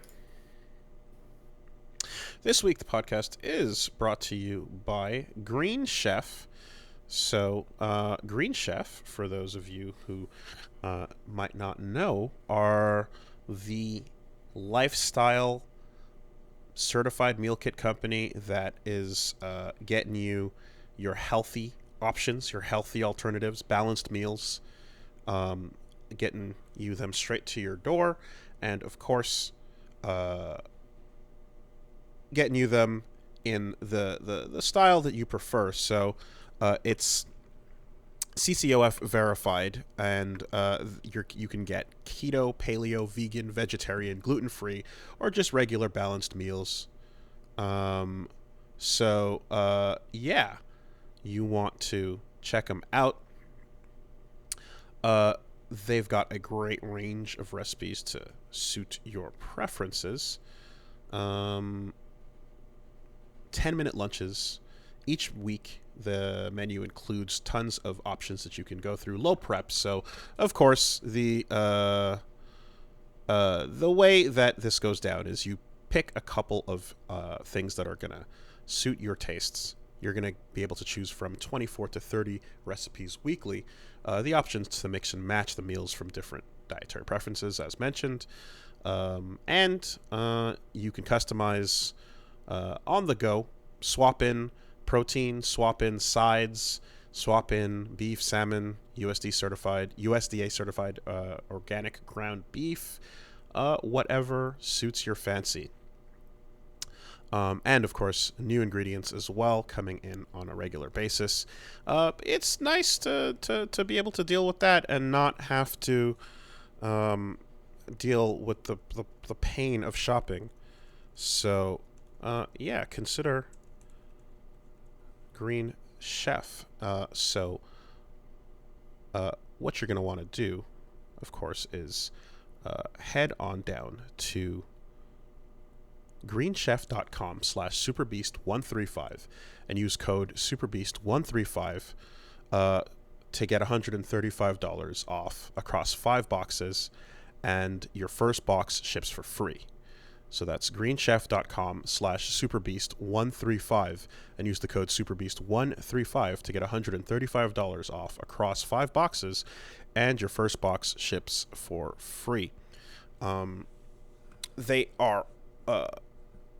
a great way to help you reduce food waste by at least 23% versus grocery shopping. And I definitely can say that I've had some very delicious pesto chicken from their options in the past as well. I'm a huge fan of that. And, when you want to eat better, which I constantly need to do, it's nice that it tastes good. Getting healthy can taste real bad sometimes, but with Green Chef, it can taste good. So, yeah. Once again, greenchef.com/superbeast135 with the code superbeast135. Thank you, Green Chef. Thanks, Green Chef. This week, we're also sponsored by ExpressVPN. ExpressVPN is, of course, who you want to talk to about getting your privacy on the internet My back in your favorite hands. VPN service. Yeah. There's been all kinds of analogies in the past. We've talked about sketchy 12-year-olds at McDonald's on the Wi-Fi waiting for you to log in so that they can steal all your data. We've talked about using the bathroom with the door open. We've talked about leaving your pet unattended. There's been all kinds of analogies to describe how bad it can be out there in the wild west of the internet. But ultimately, the point is this: the places you go online are trying to get your data. They're trying to get your activity. They want to sell that to advertisers. Anytime you use an app and it's not, and you don't have to pay to use it, that's because you are the product, your data specifically, right? So, yeah. Can ExpressVPN protect my data? They can protect your data, and furthermore, they can also make it look like you're coming from somewhere else in the world, so that if you're watching something on a site that is a streaming service, that you're like, I want to watch it, and they're like, nope, and you're like, but I'm subscribed to your streaming service, and they're like, LOL, Lamau. You can just be like, all right, well, fuck off. Subscribe to your screaming service. Yes, exactly. You can pop on ExpressVPN, and they can't do anything about it. So, yeah, it's preventative, and it stops the bullshit as well.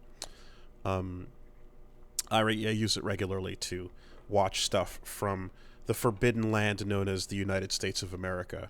I, as a Canadian, I'm not allowed to partake of your content, but with one button press, bam, that's all taken care of. So when your phone carrier tracks you, you don't want your privacy being invaded. Keep letting them get the cash on you, or you can visit expressvpn.com/superbeast, and you get the same, and you get those VPN benefits. Take back your online privacy today, and use our link to get 3 extra months for free. That's expressvpn.com/superbeast. expressvpn.com/superbeast. And thanks, ExpressVPN. Thanks, ExpressVPN.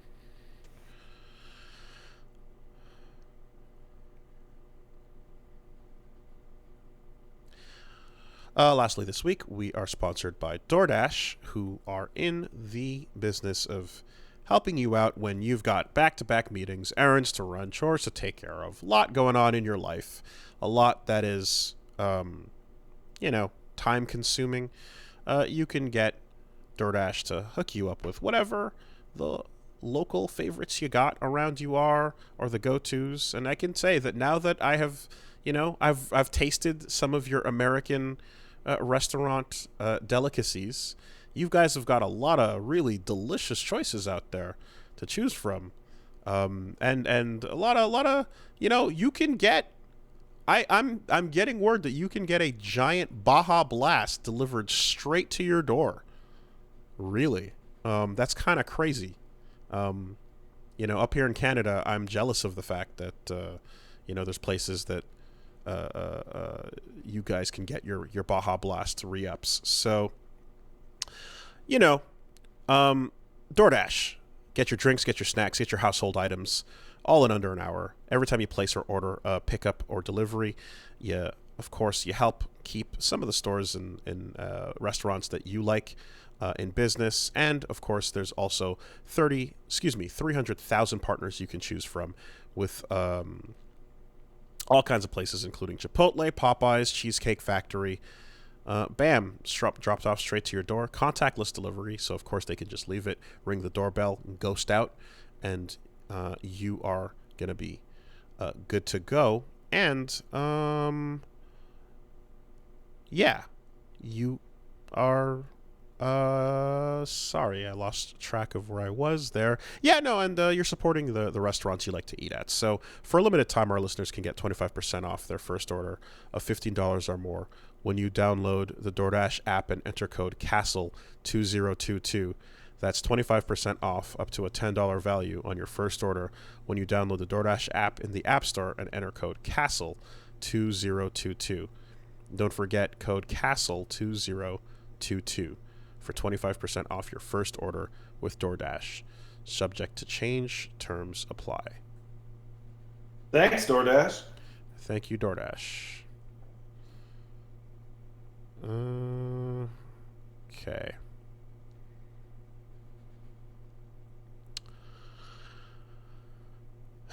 Zaum is fucking dead. Oh, they're fucking done.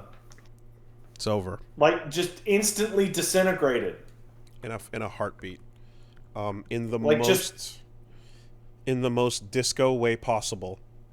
I've been talking about this for a couple days now.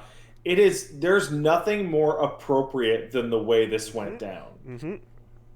So, So Zaum is the company that made Disco Elysium, one of the best games I've ever played in my life. And the news came out earlier this week that the cultural collective has ceased to be due to the key folks behind it being ousted from the company involuntarily. It fucking sucks. Kurvitz, Hindpere, and Rostov, and the founder Luiga, all of the people that kind of made the groundwork for what Disco Elysium is, are no longer there. And there's a whole lot about that we can get into. But what were you going to say?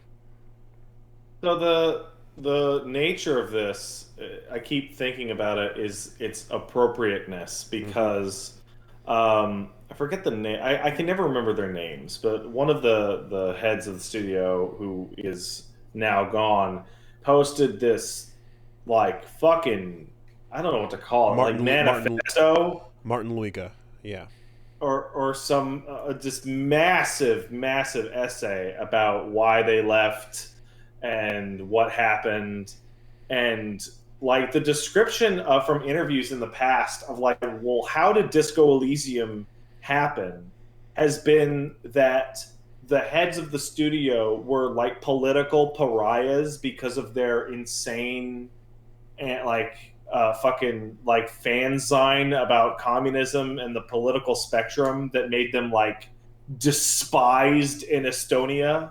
And then they just got drunker and drunker and drunker until they decided to make a video game, and like just kind of bullshitted their way to a finish line.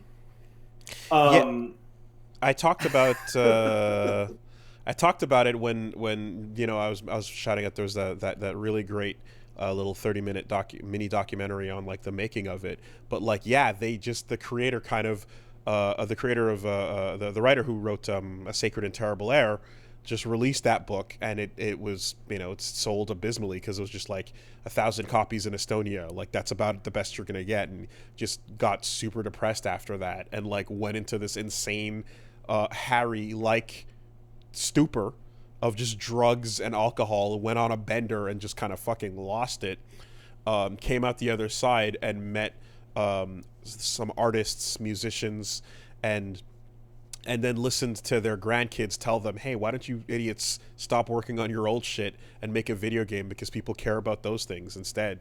And they took that advice and created a collective as well of all of their talents, and basically built this game around the idea of like, pulling together these insanely talented creative individuals. The most fascinating thing about that story is the point where they realize they have so tarnished their own personal representation in Estonia that the ability to work in their native language is gone. So they like must reach out to the English art and game community because they haven't burned the bridges there yet. I mean, it's really, I'm getting it. It's the most disco shit ever. It just, like, they sound like characters from the world they created, Oh, absolutely. And the quote that is being used is the one from Joyce in the game, who says, "I can't. That's how simple it is. One may dye their hair green and wear their grandma's coat all they want. Capital has the ability to subsume all critiques into itself." And you're like, yeah. And here we go. So, step one.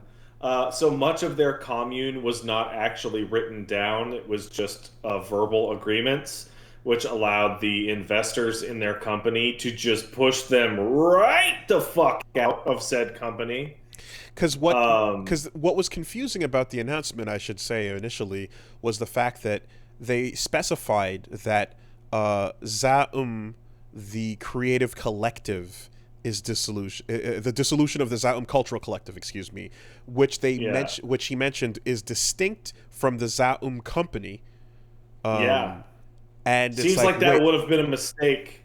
yeah, and it's like, wait, what does that mean, right? And that led to like the initial like, what is the game, and what is the collective? What does all this mean?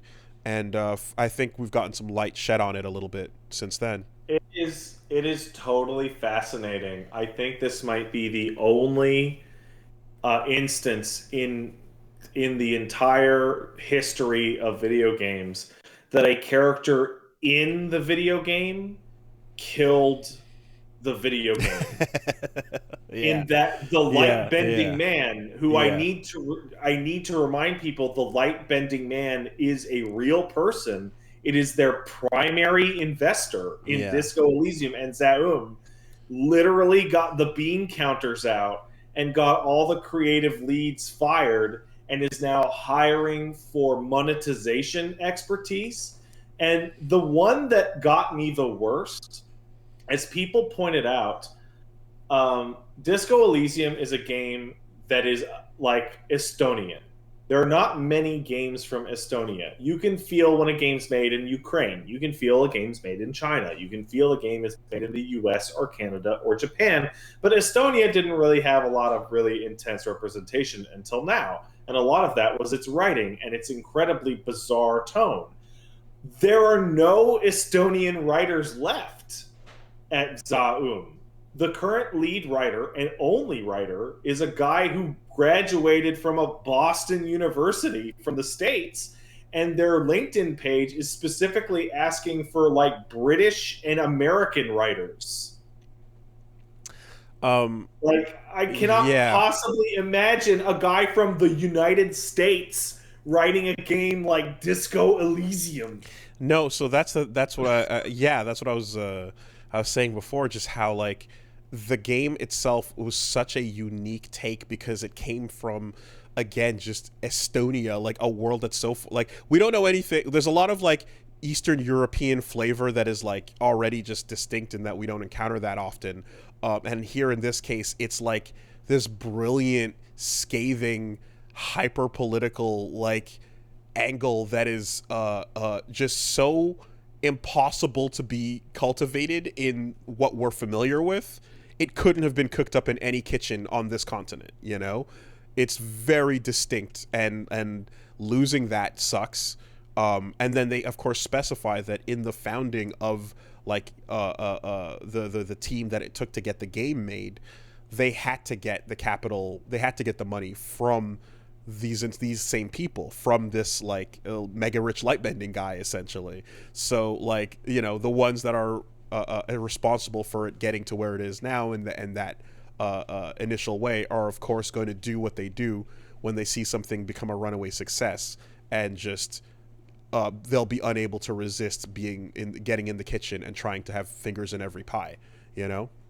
They're also the ones who are of course were responsible for like doing things like brokering an adaptation with Amazon and shit, where when that news came out it was clearly weird and everyone was like, really, a disco spin-off TV series? Like, why? Okay, what?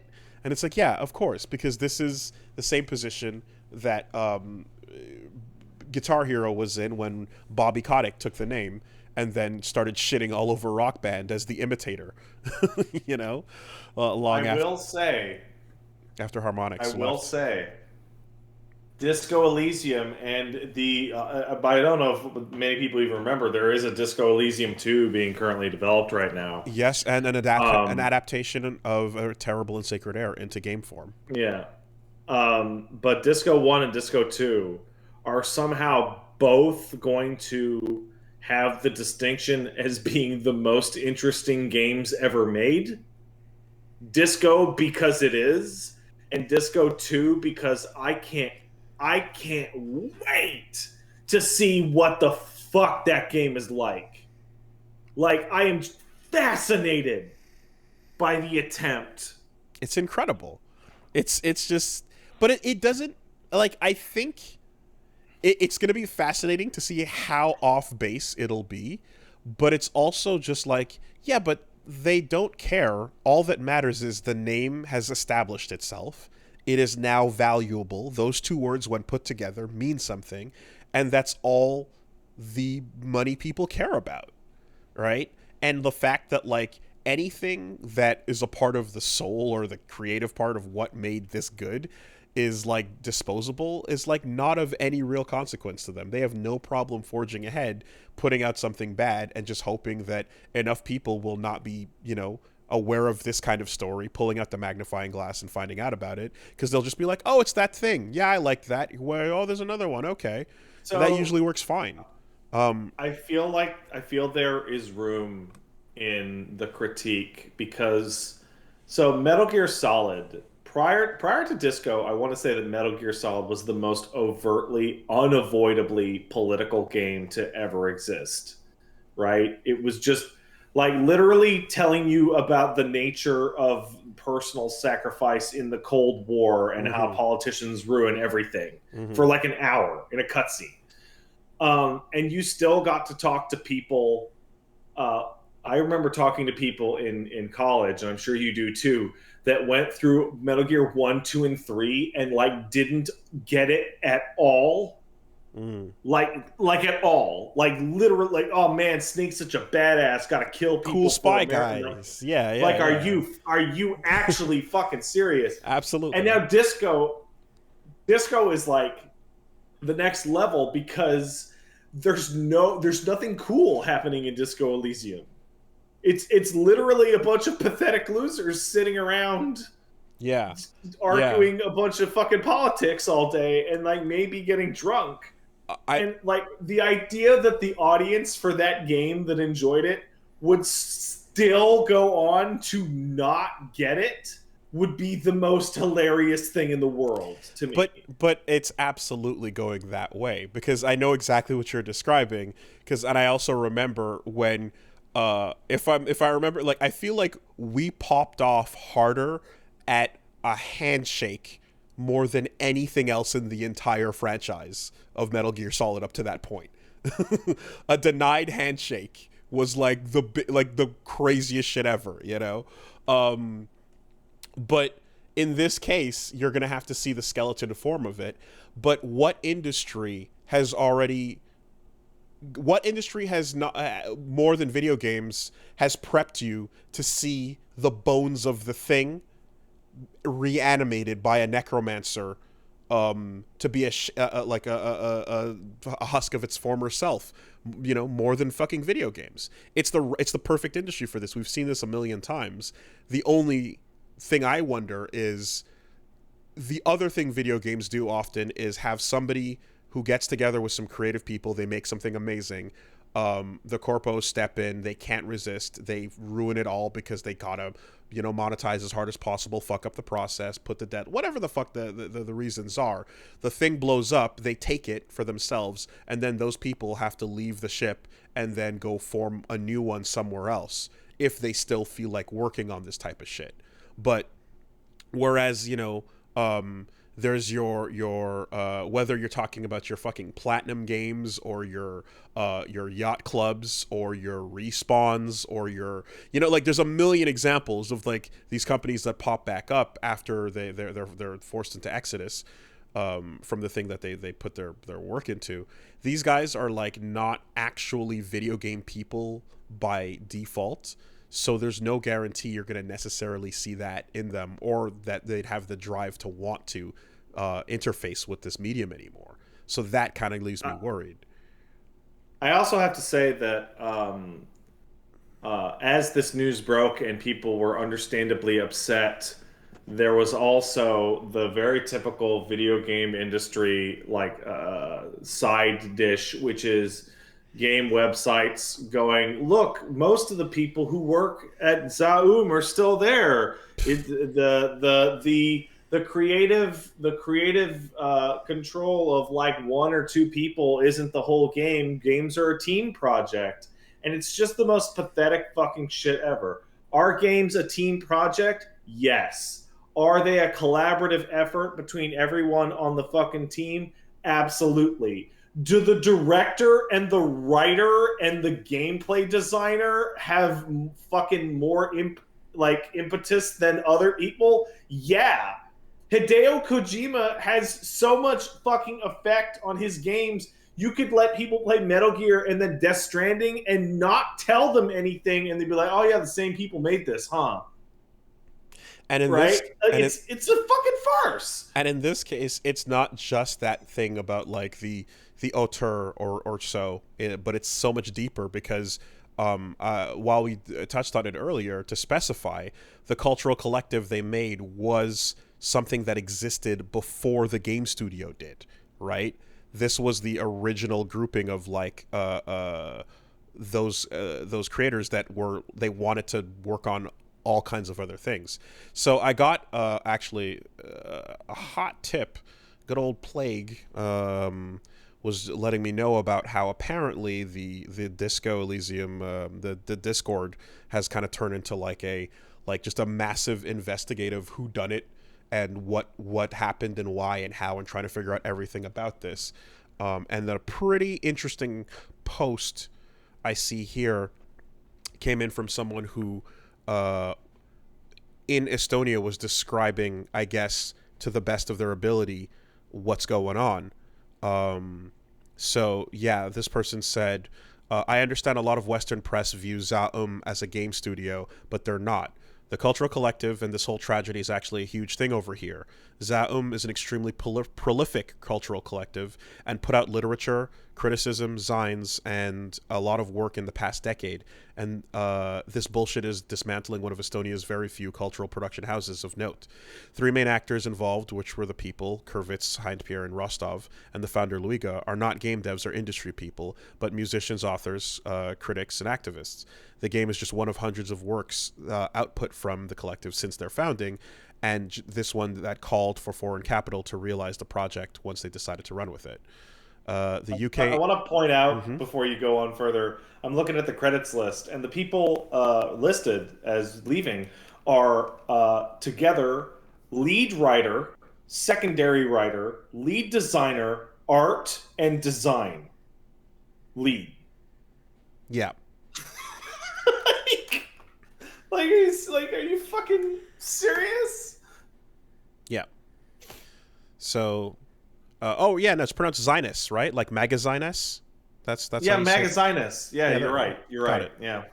The UK investors in the game were the ones negotiating the right sale to Amazon for the adaptation. Zaum wasn't happy, and a lot of finance bullshit happened that ended up stealing the game as an adaptation of Kurvitz's book from out from under him, and the cultural collective. So many here are just leaving, knowing that they don't have control over their own IP anymore. Estonia doesn't have much good going on here right now in the country's second slide into fascism, and Zaum were among the small bright spots we had.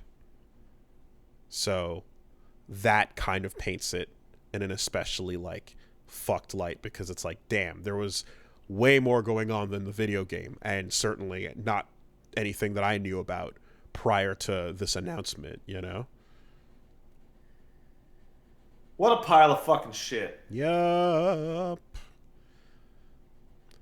The first game is going to forever be calling out everything else that happens in the rest of this franchise. You will be able to take a quote from a character in Disco Elysium to now shit on any other Disco Elysium product to ever come out. It's kind of amazing. You know what I just? There's Oh a my there's a god! slight twist though, in that once again, the prequel, not prequel, but the previous book, it exists and is finished. Therefore, like, if they stick to the script on that, they are using Kurvitz's words to do so. So Wooly, when you did the political quest line in Disco, which one did you do? I tried to, I did I think we ended up ultra liberal. So I don't know what happens in the ultra liberal quest line because I did the communist one, and this whole situation is so fascinating to me because the communist quest line is basically what has just happened. The communist quest line in Disco is about constantly going to hang out with your communist friends and wasting your time talking about communism and climbing all up your own ass about the theory of communism. Mm-hmm. And they decide to build a metaphorical deck of cards for communism. And for one shining moment, it looks like it's not going to tip over. And then it immediately crumbles. uh, And that's great. they get to stand there and just look at it for like a second, Yeah. going, I can't believe we did it. We Yeah. built it. And then it falls to pieces. And then I got my favorite prompt in the entire game, in which Harry asks the communist guy you're talking to, asks Harry, so what is the big question? And I failed my rhetoric check, and Harry blurts out, are women the bourgeoisie? And the dude is so stunned about how insanely misguided and misogynistic it is that he doesn't even know how to respond. And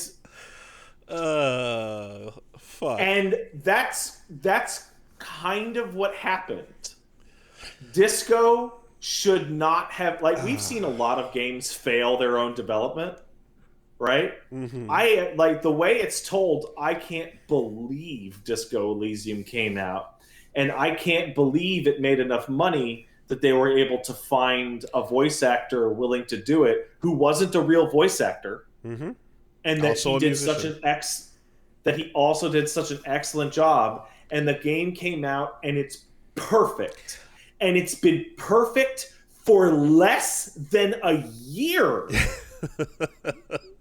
before it's all fallen to pieces. And it's like the fact that they have such a direct analog to the company's own real dissolution inside their game is Literally kind of unbelievable. Fortress Occident, right? Like they're telling you about the impossibility and like just you're walking through the haunted remains of a former game studio.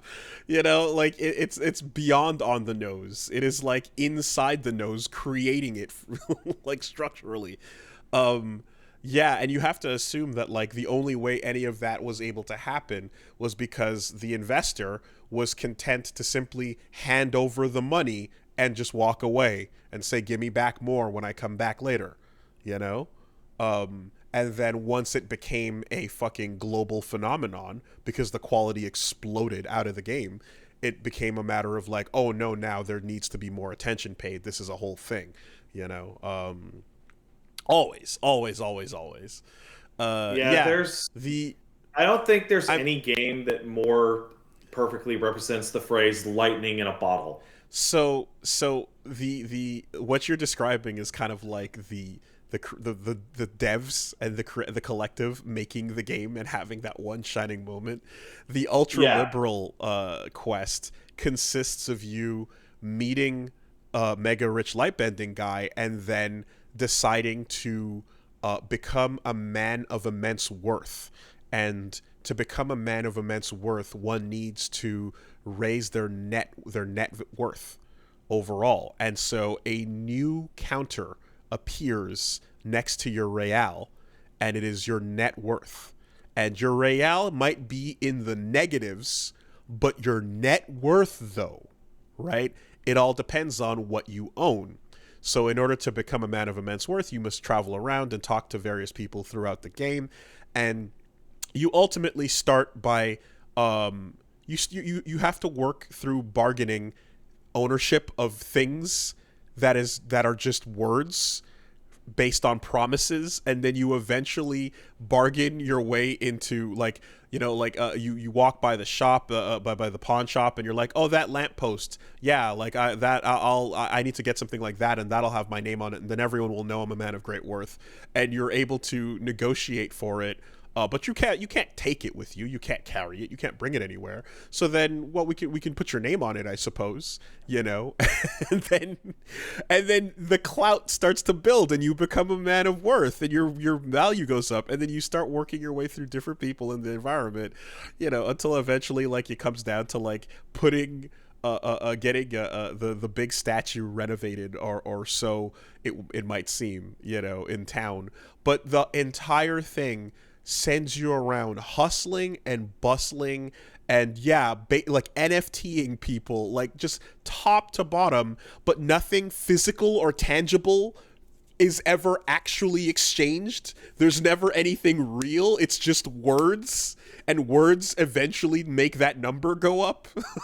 You know, and it's just this kind of incredible thing where, like, yeah, by the end you're that you've gotten that number to astronomical value, and nothing in the real world has changed. You're still broke, and you're still drunk. You have not created anything. You have not contributed anything. You have done absolutely nothing to affect the physical world. But through words and promises, you are a man of excessive wealth, you know, and you are being managed by what's his name, fucking life ending guy. No, fuck up the fuck up, idiot Doom Spiral steps in as your manager to you know, take control of the situation. And, you know, like, now that you're a man of great wealth, you're going to need someone to help you manage all of that, and who better, you know? And it's nothing. It's just fucking hours of side quest over nothing. It's incredible. Yeah. I gotta play that game again. Yeah, so it you know, and in that role, like, where you're talking to Light Bending guy and you're going back and you're getting that number up, it's like, good for you, man. You did it. You spoke the words, and then the words made the value happen, and then you had nothing to do with the outcome of anything in the real world. But boy, did that value sure go up, you know, and in the end, that's how you win the day. It's such a bummer. It's such a goddamn fucking bummer.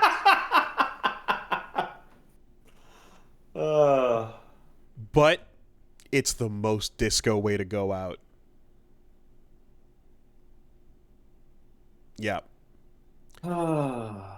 Beginning, middle, and end of an era, of a story.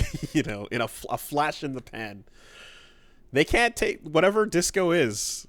That first experience, everyone that we all had with it, that can never be taken away, man. I can immediately see disco being one of those games where in like 18 years people are like, how do I run Disco Elysium on Windows Linux? Mm-hmm. Mm-hmm. I can't. Well, whatever. That game's old. No, you don't get it.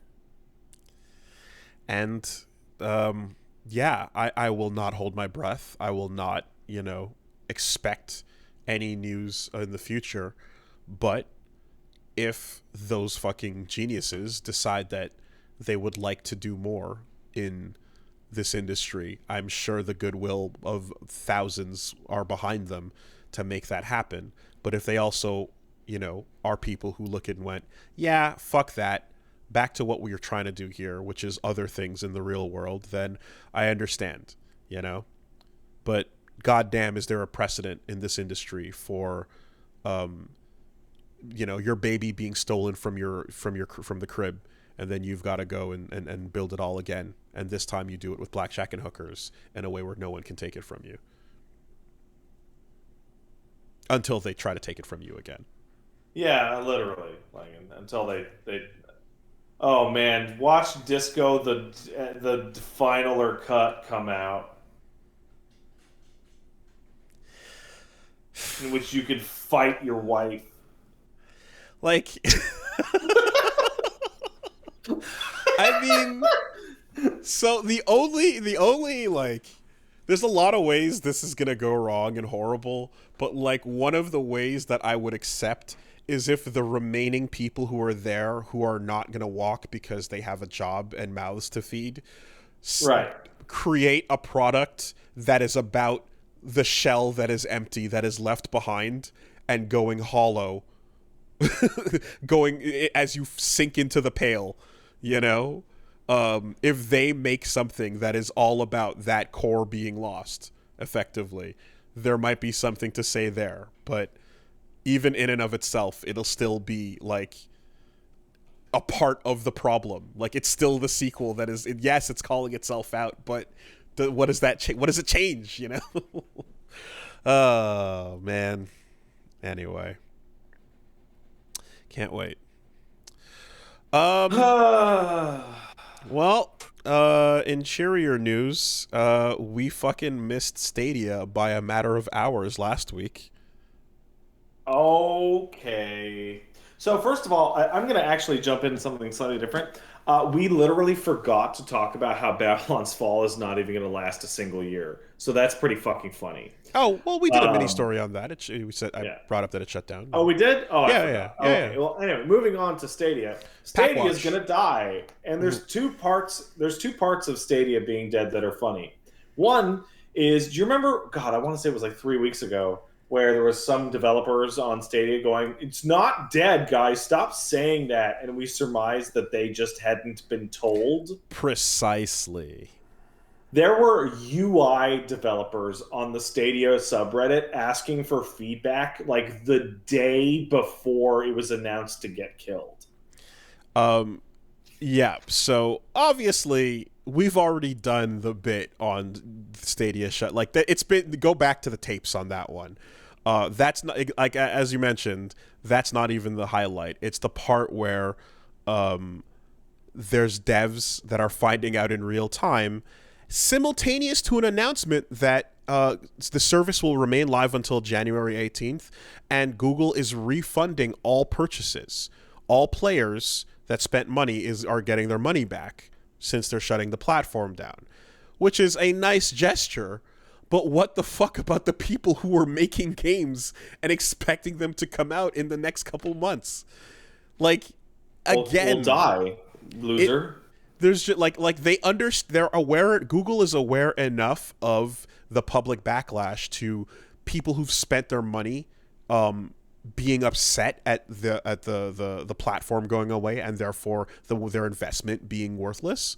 They understand that part enough to implement this kind of program to refund everybody, but still don't look at the developers of the products of the games as anything more than inconveniences in the process. And yeah, it's also a fun. It's also a fun situation where games like Destiny or anything with an account that has other games are discovering like they have like 4 months to get those players off that platform. I mean, just the virtual walk to the desk, you know, or your key card no longer works, or just people on Twitter, which is becoming the best way in real time. You know, that people working on projects that are finding out the company they work for no longer exists, or in this case, the platform. It's just like why, like, to have the awareness to refund people. It's like, that's a nice gesture. They didn't have to do that. That's cool. But you could fucking actually tell the people that make it happen. You know, that's wild, man. Whatever. Rip and piss. Well, like rip bozo is what it is. We'll see you again next time in the form of Luna or whatever else comes rearing its ugly head. The only real takeaway I have from the whole thing is that I'm surprised that people are getting full refunds. Yeah. That's genuinely really shocking. Again, it didn't have to do it. Nice that they did. That's, you know, that's worth something. But just, okay, you had the foresight, you had the awareness. What happened on the other end of that, you know?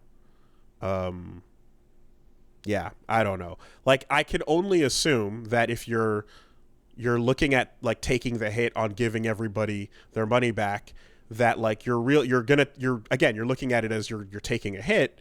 So what's the benefit of like getting people to just squeeze out a last little bit on a platform that's going to be dead? There's no like, oh, maybe we can eke out some cash between now and January. Like, there's no benefit whatsoever. Why not let people know? I mean, again, oversight and persona non grata are like just the only things I can imagine. Like, they just don't matter. All right, well, there it goes. What was its total length of time? Well, like when did Stadia come out? Time of death, January 18th, 2023. Right. Time of launch, November 19th, 2019. That is 4 years? 3 years? 3 years. Okay, it was definitely longer than the 18 months I gave it. Late November to early 23. So really, it's all about 2020, 2021, 2022. Yeah, about 3 years and change. Yeah. Okay. Good for them, I guess.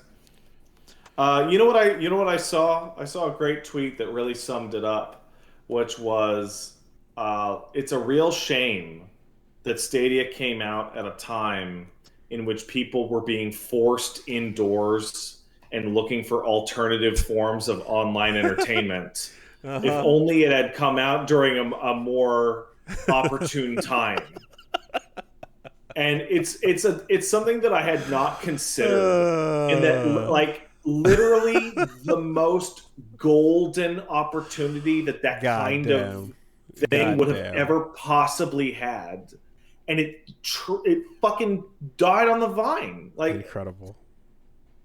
Yeah, they said that like people working on it will fold it into the other Google projects, and it essentially is going to go back to the Labs tab where it belonged the entire time, But yeah, the beginning to end entire pandemic life cycle. oh, yeah, I'm sorry, I forgot one part of it. It's the pandemic forcing people inside, and you can't buy a new console, and you can't get a new video card. Right. So they essentially had fucking no competition as a new console and a new type of thing. Wild. It's kind of crazy how, again, I bring it up constantly, but just Parsec is just like, yep, we're here. We offer a service. It knows what it is. It's not perfect, but it's going to be pretty low latency by comparison to a lot of other things. And, one of the tabs they have promoting on their front page is the arcade, which is like, hey, connect to people and play games with them. It's just, like that's the role that it can serve. It can help in certain circumstances. It's an accessory that'll, take a dying online community for a game that has awful online and kind of like give it a better alternative. It can give you a work environment. It can to work remotely. A lot of that shit has its uses. You are not stepping into the realm of other platforms and competing with them, and then selling people fucking Fugazi, not just metadata. You know what I mean? Like, that's not. Anyways. I think one of the most interesting things is that we've seen this attempted like 6-7 times, and like no one actually wants it, but the people trying to make them want it to become popular so bad, because then they're going to own every step of the production process. Yes. And they'll have total control.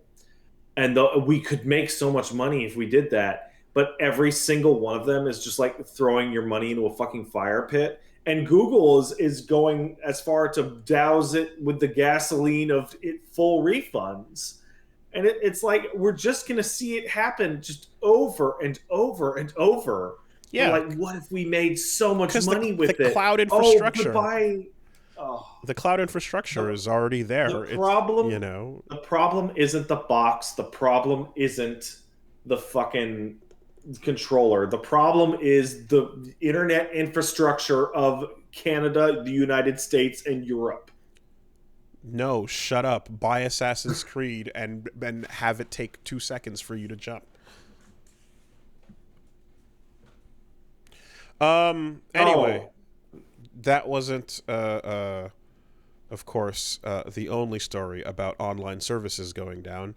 Um, Turns out that Killer Instinct had its own little mini Titanfall situation in which a hacker was shutting down the ranked matches and people have been unable to play at all.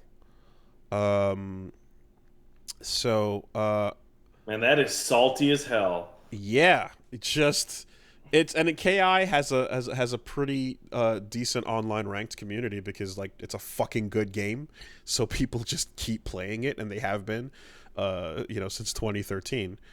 But yeah, there'd be like weekly tournaments and prize pools and all kinds of shit that like is going on with the Discord communities and stuff. KI is one of the scenes that is like just doing it, like happy for people to discover how good the game is. But in the meantime, we're just gonna fucking play, and that's what they've been doing. So, but yeah, basically, this hacker has been apparently making fake accounts for years and using other players' impersonated names and on the top of the ranked leaderboards and stuff. And so they had been just kind of like flooding fake impersonated users into the server for a while now, and I guess they eventually hit their breaking point, leading it to like online being shut down entirely. Fortunately, they jumped on that shit real quick, and Microsoft responded and basically fixed the problem as of like a day ago. So the downtime didn't last that long. They fixed it. They cleared out the bullshit, and they're like, okay, servers are back up and running, and flag anything else that you see, anything else you see, but they jumped on it. So again, I just like Titanfall, you just kind of like, man. At least like when it happened with the exploit in the FromSoft games, they brought the servers down and it took a couple months, but now they're finally bringing them back online. Just do something, if you can't have this kind of I turnaround. and I just Is Titanfall 2 on the PlayStation? Can you even get matches in that? Who Or are cares? they still Load up the broken? North It's just, Star fucking server. but I want to play against controller users. I'm trash. Well, there's new features on the custom servers that make it funner to play anyway, including fastball special mode. So fuck it. Who gives a shit? it's Oh, ac- meanwhile, if I'm looking at Twitter and I'm seeing a bunch of people who have merged their Overwatch accounts, having all of their skins fucking deleted from Overwatch 1. So nice. that's fun. Well, That's good. that's not a problem. Why don't they just unlock them again? Uh, Can't be that hard, could it? To unlock them again?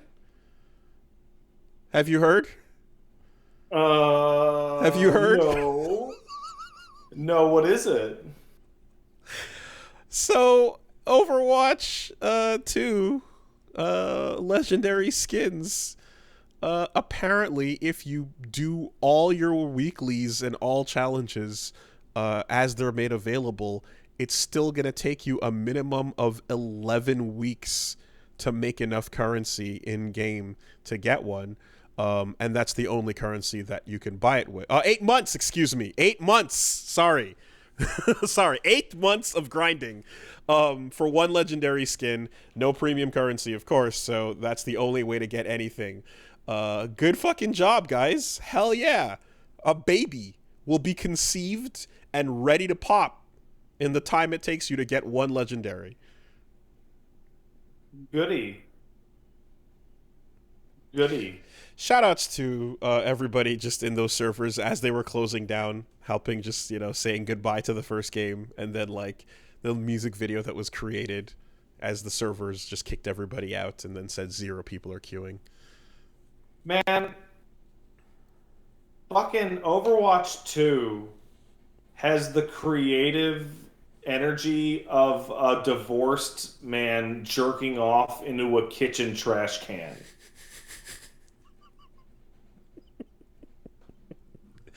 Go on. That's it. Okay, refuses That's the to whole elaborate. image. Done. That's All the right. whole image. Fine.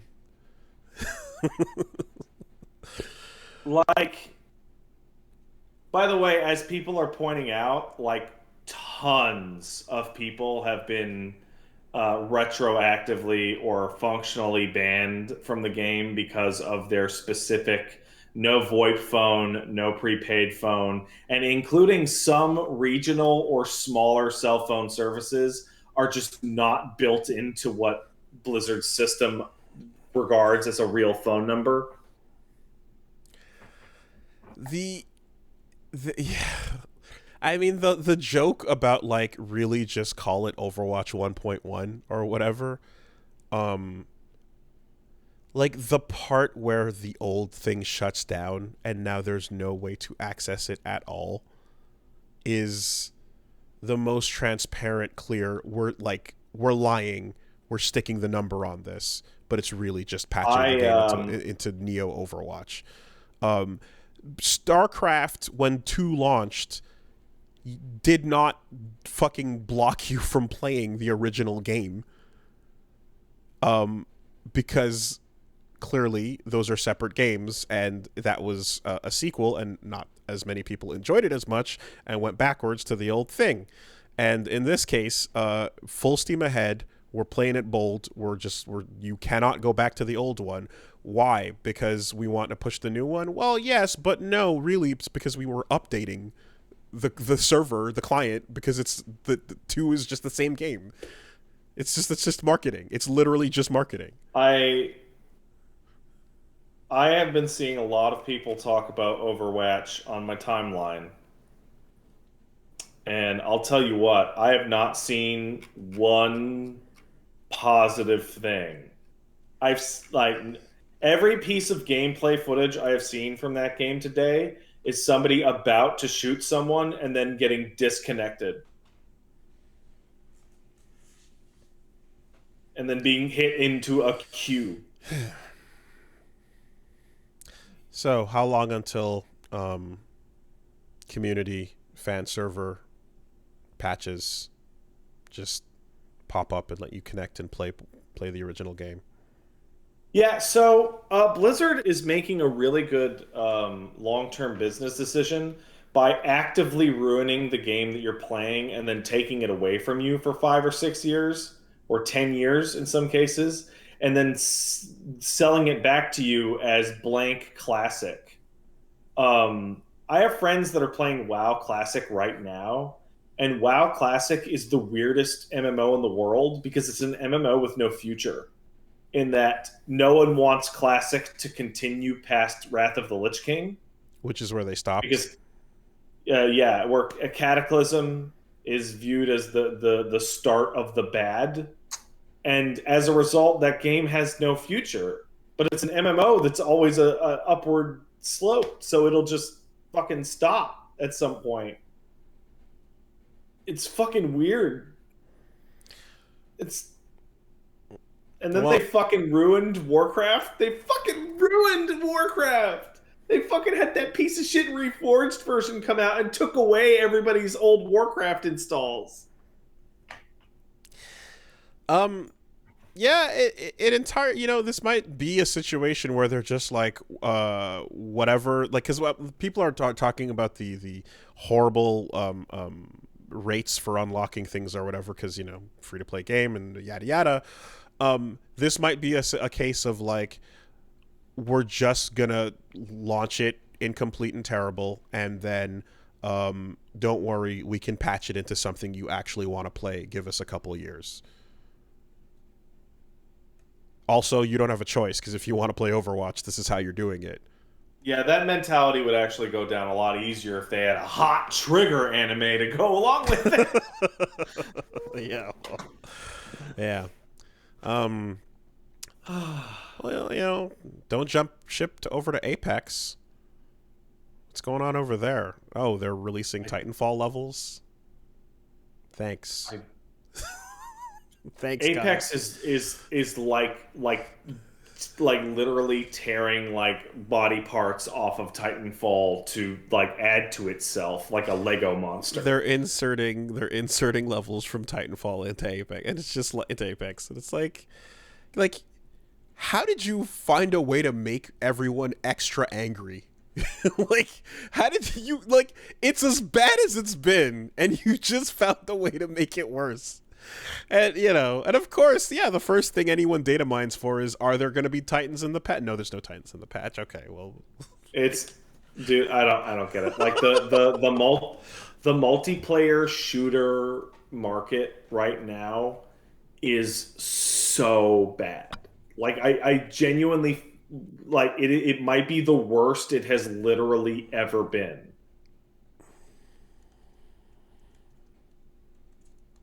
hold on, wait. Like Did they Fortnite and wait? Splatoon are pretty good. Did they actually say the Apex universe? Yeah, they probably did. Oh, fuck off. I'm gonna vomit. Are you kidding me? They called it the Apex universe. That's it. That's it. It's done. It's done. It's done. It's done. It's over.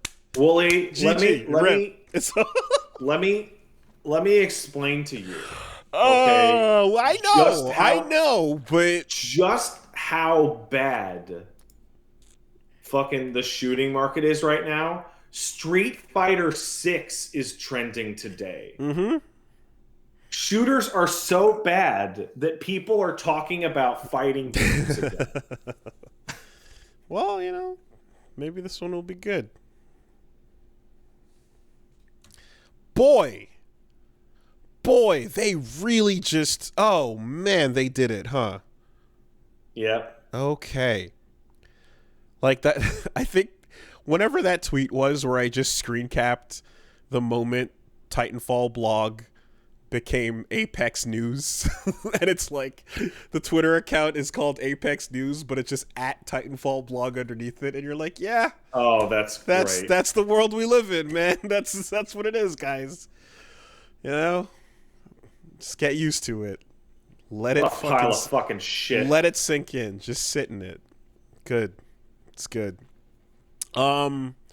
All right, dead things. What else is dead? Hey, you know what's fucking dead? The Legacy of Kain. But Okay. Crystal Dynamics has released a survey asking players about the future. Important to note that this is, of course, the Crystal Dynamics that is now owned by Embracer Group, who have acquired them and are trying to figure out what the fuck people want. So they're not confirming anything. They're kind of just like, we bought this thing and people kind of like it. What do we do with it? Man, And Legacy of Kain, like, I don't know if you played Defiance, Wooly, but like that series dragged its bloody corpse over a place they could stop.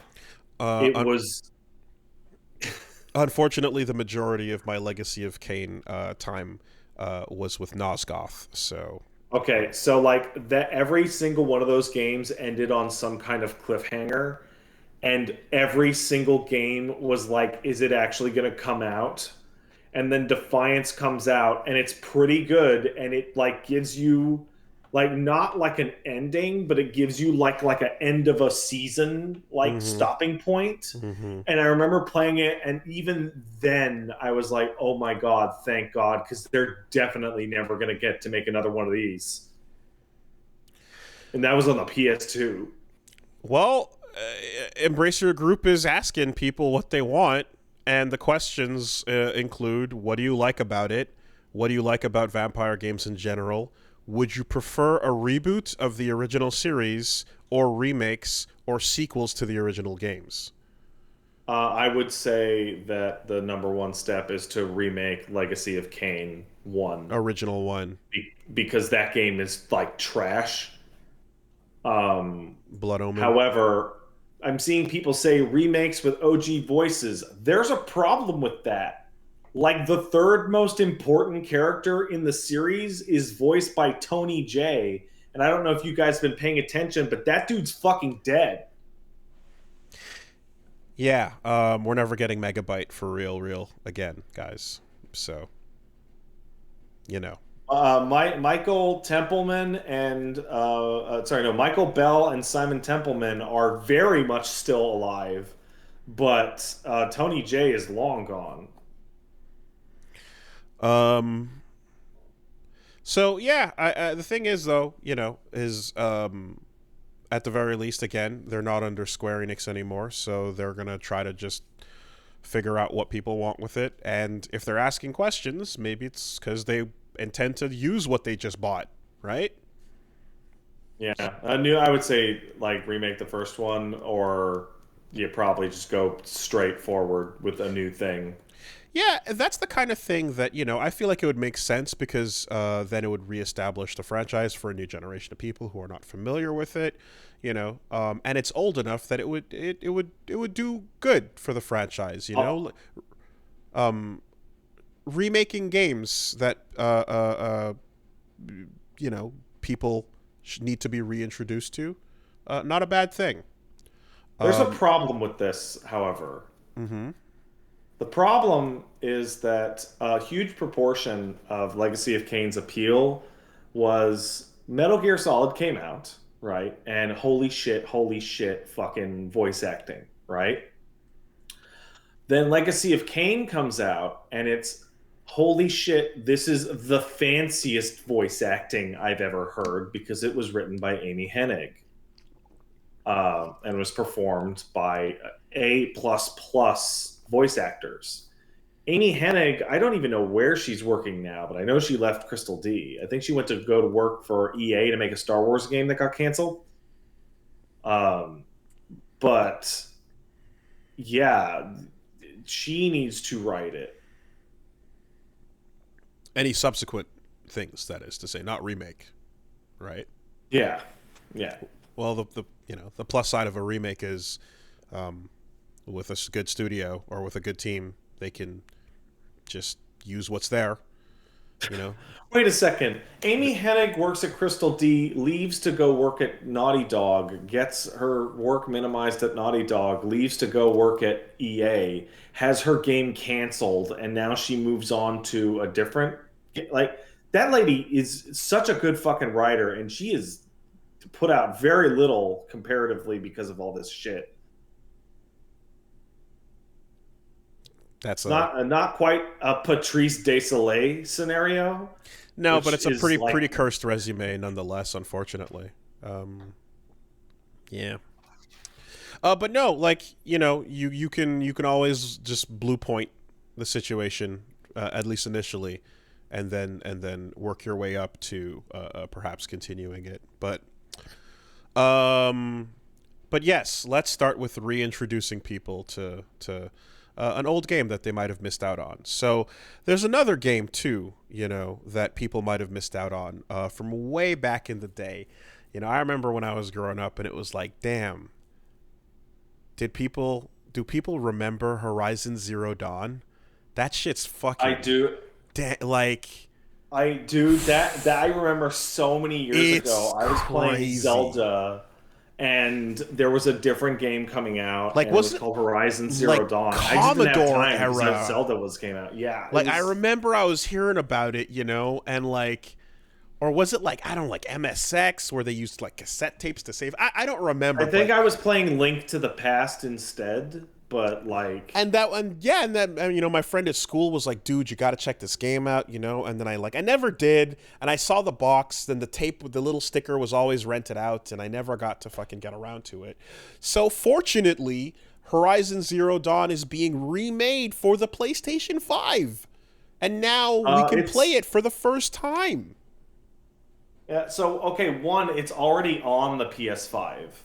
And two, it already, I think it fucking runs at 60 on PS5. I can't quite remember, but it runs really well. The source game it was end of last generation.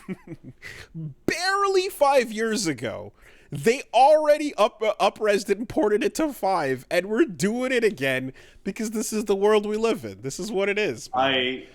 No, it's the world Sony lives in. Oh my, because it's like this is guys, we need you, like, you're not paying attention to this game. We need more people to know about, to pay attention to Horizon Zero. Guys, look, it's Horizon again. I think the most disingenuous thing about this is that they're adding all sorts of high-end accessibility functions into the new version that Last of Us 2 had and that the Last of Us 1 remake had. And it's like, there is no reason you cannot patch those accessibility options into the older versions. I heard that anybody at the internal company meeting that said the words blood or born was shot on the spot in the back of the head. It's getting weird, actually. Yeah, I don't get it. Like, there's parts of that new Last of Us remake that look a little better. Um, why would I fucking bother? Like, I already like it doesn't look meaningfully improved in any way. I don't get it. And I don't even know what they're going to do to Horizon. Like, I think people are saying they're going to replace the character models with the ones from 2, but like that's it. Like, there might be something here where it's like, oh, if you bought the PS5 version, you'll get this one for free or something, or not. It's so hard. Know. It's so hard to read Sony's intentions. I think what they're doing is that they're feeling nervous that there's a Zelda game coming out, but they're not going to have a Horizon game ready to launch literally the same week. So they're going to try and gin something up. Yeah, but like, even if you have something to launch at the same time, who's gonna fucking get their hands on it? People who can't get their hands on PS5s still? Like, why is this a thing? It's so crazy. It's so insane. Oh my god, port Bloodborne. Just do it. What the fuck is happening? It's crazy. Why can't you port Bloodborne? It's insane. It's beyond, like, they clearly know. And, like, there's the point where a while ago you could have been like, oh, maybe there's something secret in the... Like, we're past that point. What are we doing? Oh, my God. Oh, like, yeah, you know, I would never wish anybody to, like, work themselves to fucking death. But if Bloodborne PSX just decided to... like, just keep going after Bloodborne Kart came out, like, fucking why not, man? Like, it's so wild how they refuse actively at every single turn to do anything. And it's not even like, okay, we're not going to get the PC port, fine. You don't want to do that. You only want to do that for your flagship franchises when it's a sequel that can help sell the new thing, God of War, Horizon, etc. Then just move it over by one. Just move it over, you know? Yeah.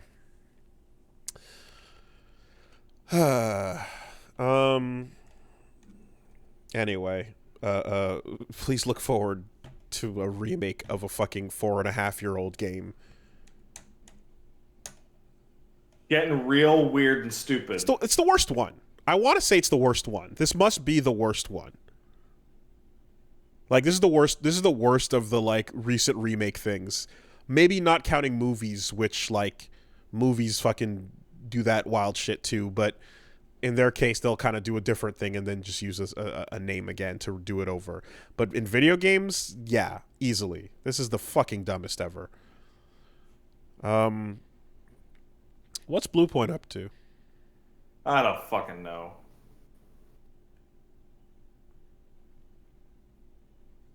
I don't fucking know. Nothing since Demon Souls.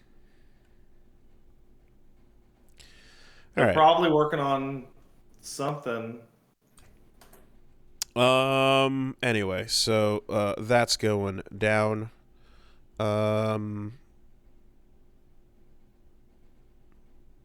Couple other bits. There has been, in the age of acquisition continues. GameSpot, GameFAQs, Giant Bomb, Metacritic, and more have been acquired by Fandom. Hey, can you take this for a sec? I can still hear you, so you can still podcast, but I gotta piss something real fierce. But I can Uh, just go into the other room and piss while sure, you talk. sure. Okay, Uh, I'm definitely gonna mute it though. okay, that's yeah. The echoes are gonna carry, but maybe the sound of piss in the background would be appropriate for the story, given the fact that I didn't know what Fandom was, and then when I realized what it was, um, it reminded me. Browsing their websites reminded me of browsing piss. What if piss was just oozing out of the monitor onto my keyboard, and now it's on my mouse? Fandom is those websites that are all the like the fan Wikipedias that they do for given things. Like anytime there's like a comic wiki or a game wiki or whatever, and they're in the format of a wiki, but it's all added up to shit with just the most horrible layout. It autoplays videos as soon as it pops up. It autoplays Twitch streams in the corner. Um, I like it is one of the worst, one of the most annoying website layout things that you currently have uh, on the internet in just droves because it's so easy to make a wiki on it that most people end up doing it. You know how people all got their little email that says, "Oh, what Twitch channels did you watch the most last year?" Right, and you get a summary and a little cute graphic that says, "Oh, you watched." Some people said like, "Oh, Castle Super Beast. Hey, Wooly Versus. Hey, Pat Stares at." Like all of that, gets summarized. I got an email that says I've spent more time watching the Fextra Life channel than any other channel on Twitch ever, and I'm like, Yeah, that's by it. massive margin, And I'm like that, massive and margin. I'm like that's insane. I have never once ever loaded up a Fextra Life stream. What are you talking about? And it turns out it's because having the wiki page open, going through a Souls game from time to time, it auto plays their fucking Twitch stream in the background and gives them free views that super count. It's fascinating. I remember I got contacted by Obsidian, and I'm fairly certain the reason I got contacted by Obsidian was because I was streaming Pillars of Eternity. But more than that is because the way the Pillars wiki, I think it's a wikia, I'm not sure. The way it works is it just goes, who's the top streamer for this game right now? And just puts them on the fucking embed, right? Uh Which at least makes fucking sense. if it's the category in general, that's a bit better, but it's still an embedded fucking player, and it's the most annoying shit in the world. Oh, Wikia is fandom now also. Great. Because you fucking load it up and it just like I'm like Great. every single time you click on anything on any page whatsoever, it's going to do it. Sometimes if you click the X and scroll down, it's going to reload the video.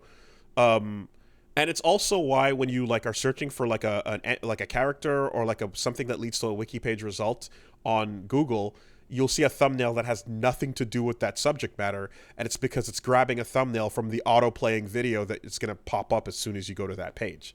You know, um, I mean, it's abysmal fucking browsing, abysmal, and it's not much better on your phone either because all it does is locks the player up at the top of the screen, and like if you go to like any Star Wars like wiki or whatever entry, you're gonna see like basically like they're I guess the people who make the page are then incentivized to go and make like a 2-minute video about Darth Vader so that they can shove like a 2-minute ad on top of it before that plays, and it's like whatever. Anyway, so that was Fandom. I had no idea who they were, and that now I know. And they got the little fire heart in their O, and so they just bought GameSpot, Metacritic, TV Guide, Fanatical, Screen Junkies, GameFAQs, Giant Bomb, Cord Cutters, and Comic Vine. So expect all of those websites to become even worse in the near future.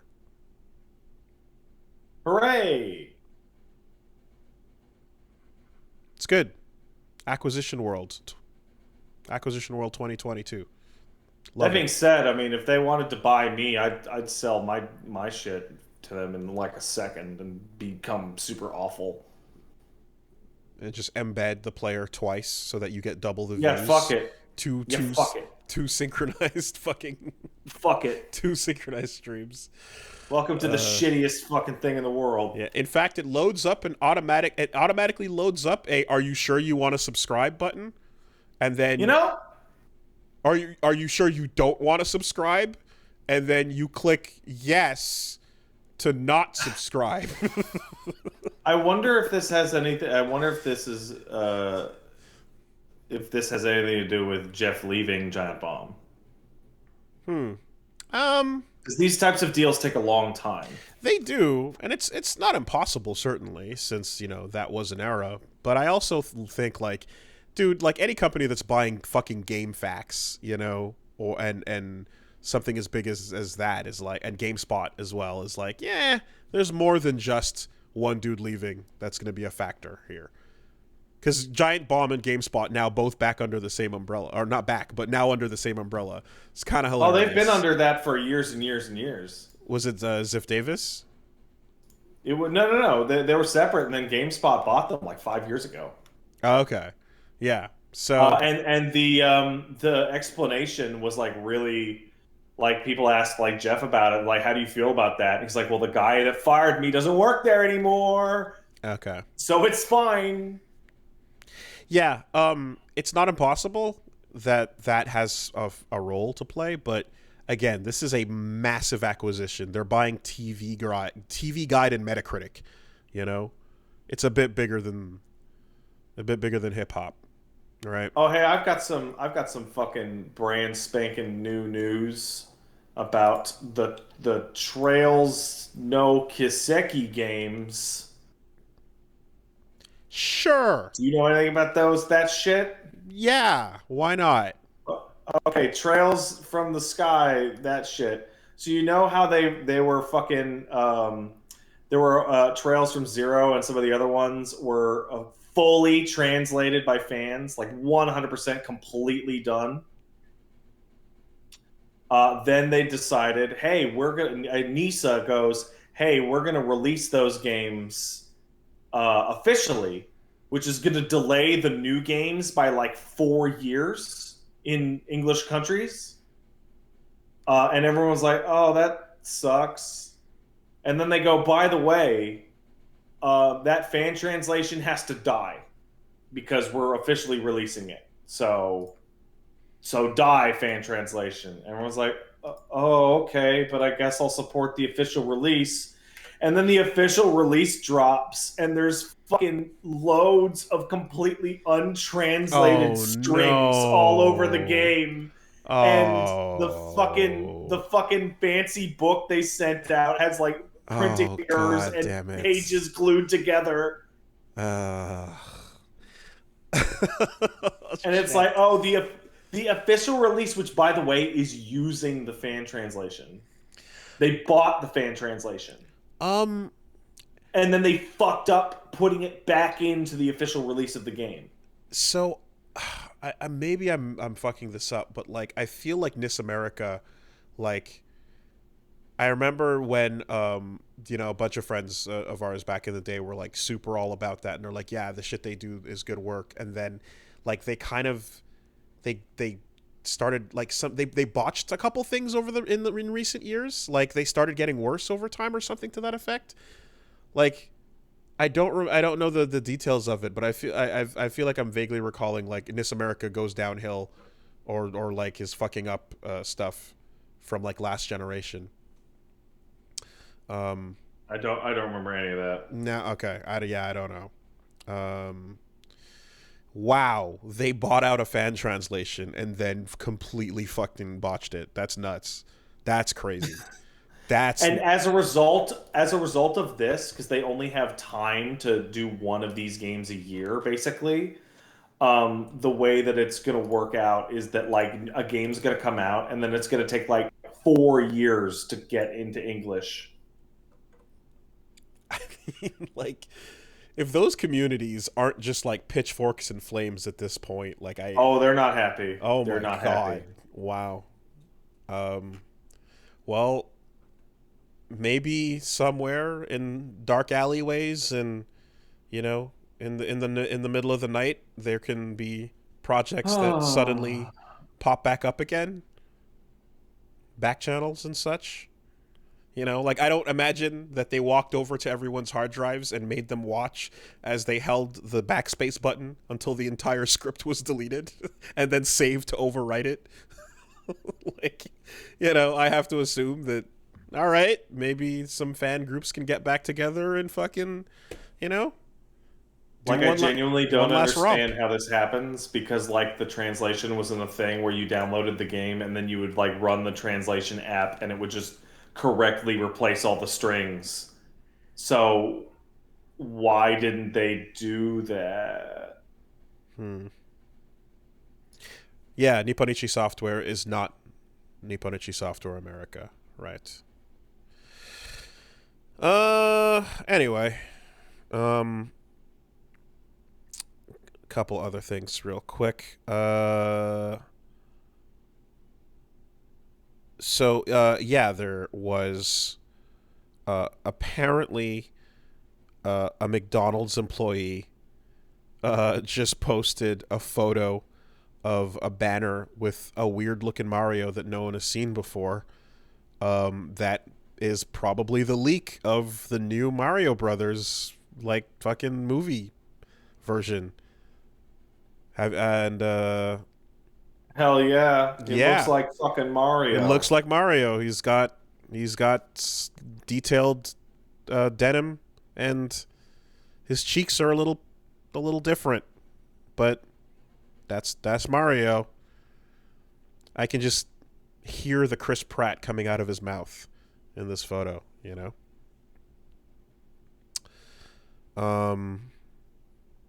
Oh, is there a collar that's different? Oh, geez. Okay, I didn't. Yeah, I didn't notice that there's a different collar there. Oh, okay. Oh man, hey, I just got I'm scrolling past fucking Capcom shit. If you did not get a Street Fighter beta invite by now, you're not getting one. Is the way that it's working. It's done. It's not staggered release. Yeah, it's not. Last night the tweet, I believe, last night said that they've all gone out, right?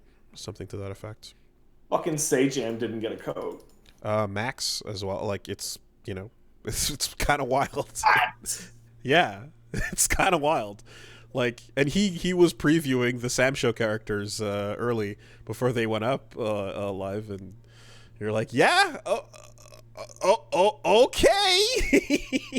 Oh, Sajam and Max got them? Oh, they must not have gotten them last night. They must have gotten them this morning. Okay.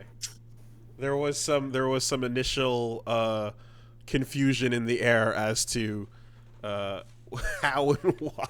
Like, yeah, I mean, you go random lottery. I guess you get your random. You're gonna be random lottery, but yeah. I when I hear that thing about like bots, I'm just like, in this world, I feel like we can't have nice things. So I'm inclined to believe a bunch of those codes got sent to fucking nothing and nowhere, because some people want to watch the world burn.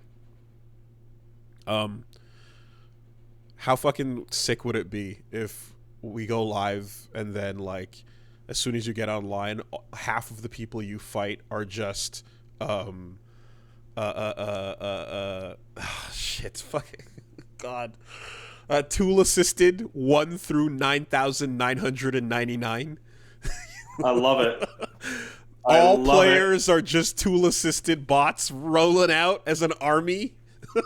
Just 10,000 deep. Dude, I want it. They're coming. Yeah. I'm gonna beat those bots up.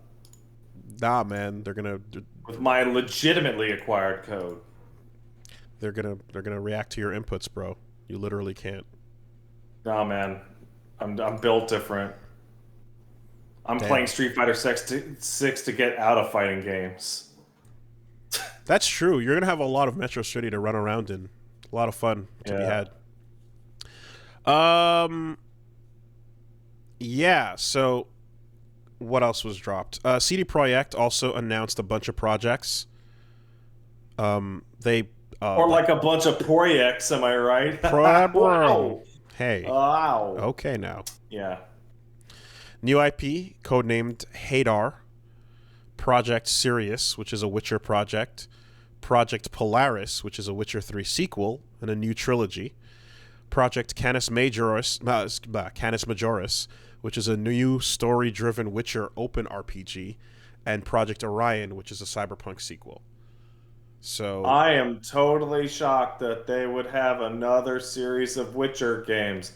I wonder what character you would play in the Witcher games. I don't. Oh, it's. I hope it's not. It's going to be Siri. It's going to be Siri. Project Sirius, no way. Yeah. Yeah. So technically, they announced really 1, 2, 3, 4, 5, 6, 7 games at once. If you really want to think about it.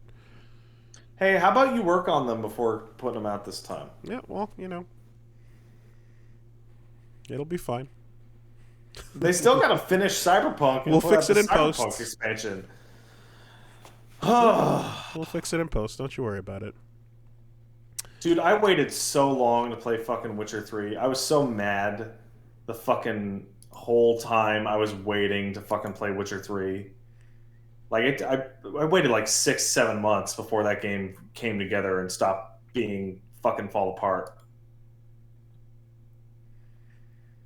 And then it became really good, though, right? Yes, it was very good. Okay. Hey, Wolves, can I take a quick break? I need to help the wife with some bags and some groceries. BRB.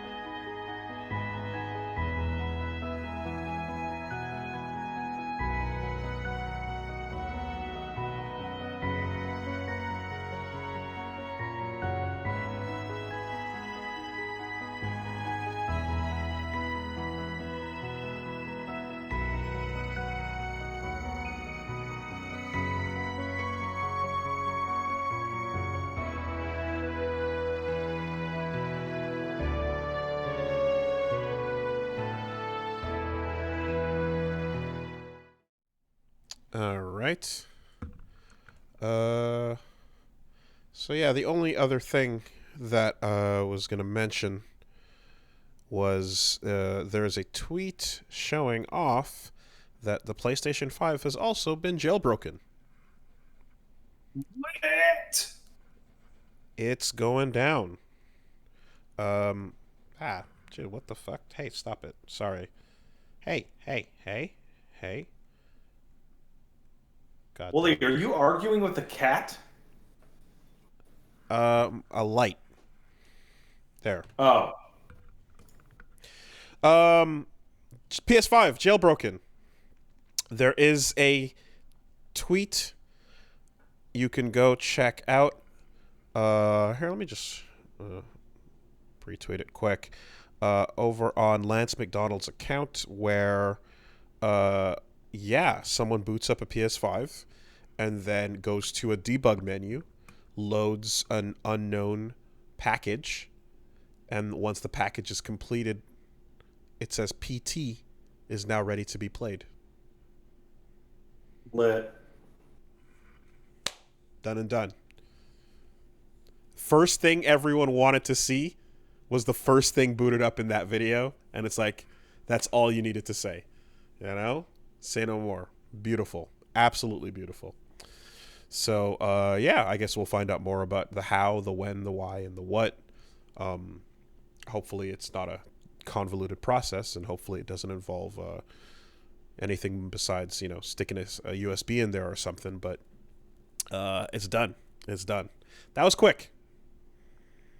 Now, at the same time... Congratulations. At the same time... Congratulations, PS5. Yeah, but that might be, let's be real, that might be like one patch away from just being gone again, right? So that feels like one system update, emergency style, might come rolling out real quick. But for now, PT seems like it can be saved. So, cool. Let's take some letters. Yeah, letter time. Yeah, letters. This is my letter voice. I'm cutting this bit off. I don't like it. I hate it. If you have a Yeah, letter... I also hate it. castlesuperbeastmail@gmail.com. That's the place. What do we got coming in? Here's one from Big Rob. Says, Dear enemy of the crown Boyven, and Venn diagram of everything the royal family hates Madden. As a British subject, I've been enjoying the memes that have followed the demise of our lizard queen. I saw a lot of tweets asking about what loot she would drop upon death, and as a British native, I'm happy to tell you. The crown jewels contain much more than the crown, the scepter, and the orb. There are actually 13 crowns, 13 maces, and 3 orbs. Incidentally, the UN found recently that 30% of British children grew up in poverty, and our new PM is about to cut taxes for the rich. Going by Soul's rules, I would say that loot drop would be a sword. There's 6 swords within the collection. The Sword of Offering, the Sword of State, the Sword of Mercy, the Sword of Spiritual Justice, and the Sword of Temporal Justice. And, most hilariously, the Irish Sword of State. Are you serious? Dead serious. Oh, that's fucking hilarious. Please let me know which of these swords you would use on your next build and why it's your favorite. The Irish sword. The Irish Sword of State. It's not the Sword of State. It's the Sword of State, but it's the Irish version. You see. That's fucking silly. I'm going with the Sword of Mercy. I like that. It's almost like when you describe as the hammer that is filled with mercy, or your fists. You got to release people unto the Lord, and with that, the Sword of Mercy is absolutely my choice. Damn. So, how does DKP work? Do we fucking like, what do we do here? I don't want to talk to you about DKP under any goofy circumstance. I feel like that might be applicable for how we split these drops up, Thank you, Big Rob. Um, Here we go. This one comes to us from Seth from Chicago, who says, "Hello, Pat Lupa and Walida Supreme. Uh, been Willie's I talking don't about. get that at all. I think it's a Taco Bell reference. Um, Is it? yeah, like Oh gordita, yeah, okay, that makes sense. Okay, yeah. chalupa. Willie's talking about garbage American food, and that ruled. And I'm always down to hear funny food stories, considering what a joke American fast food can be. That being said, wanted to shine some light on what Baja Blast is. While the exact mixture is somewhat debated, the common belief is you can make it at home by taking 20 ounces of Mountain Dew and drinking a quarter of it, and then filling the bottle back up with blue Powerade. It was how a lot of folk, especially in my college, made their own Baja Blast and sold it in cans of 2 liters. Pat was pretty on point in saying that Baja Blast tastes like chemicals, considering the fruits are made of basically chemical drinks. Is there an equivalent in Canadian shit food? Willie got to try the worst of Taco Bell, so if someone were to go to Canada, what's the equivalent of 2 a.m. hell food? That's kind of crazy, because it's like, I was fully expecting, like, here's what you mix in together, and like to make I was expecting, like, I don't know, ingredients. But it's like, no, take some synthetic pop and mix it with some synthetic energy drink to get an even more synthetic creation. Like, of all the drinks you could have picked, those are the two least resembling anything real, and you just fuse them. Powerade doesn't even feel like it's a liquid. It's wild. Powerade feels like a thinly disguised group of powders masquerading in liquid form. It's the shit you're drinking in Rumbleverse, you know? You're just downing it. Like, it's not it's dark food. It's dark fruits. It's not real. Anyway, so a quarter Powerade to 75% Mountain Dew. 3 parts Mountain Dew. Yeah, what is Canadian shit food, or hell food? Pizzaghetti. Pizzaghetti's pretty cursed. Good old fucking Pizzaghetti. Pizzaghetti's pretty cursed. See, that's the thing is, though, is that, like, yeah, that's probably the best, because I'm like, I can think of some 2 a.m. hell food, but it's all kind of endearing and has its time and place, you know? Like, I'm thinking of the fucking peanut butter noodles that you get from the slot as you walk by. That one guy on Saint Laurent, that's just like, you walk by, you hand him 5, and he hands you some noodles, and then he pours some peanut butter sauce on them, that he dips the ladle into a peanut butter actual, like, container and everything. And it's the weirdest, wildest, like, 2 a.m. meal, but it's pretty good. And it's a hangover cure. You know, you never fucking would think it, but it sops up all the booze, and it's pretty fucking good. It's not actually peanut butter, of course. It's peanut butter mixed with other things to create a sauce that is a bit more like the same consistency as if you ever had like almost like Thai peanut sauces and things like that. But that shit is popular for a reason, and that restaurant is often got a huge line going around the block because people are walking down grabbing their 2 a.m. peanut noodles, you know. But it's not peanut sauce; it's peanut butter sauce. But the consistency is a bit more similar to like the peanut chicken kind of thing, but it's more. So yeah, it's pretty good. That's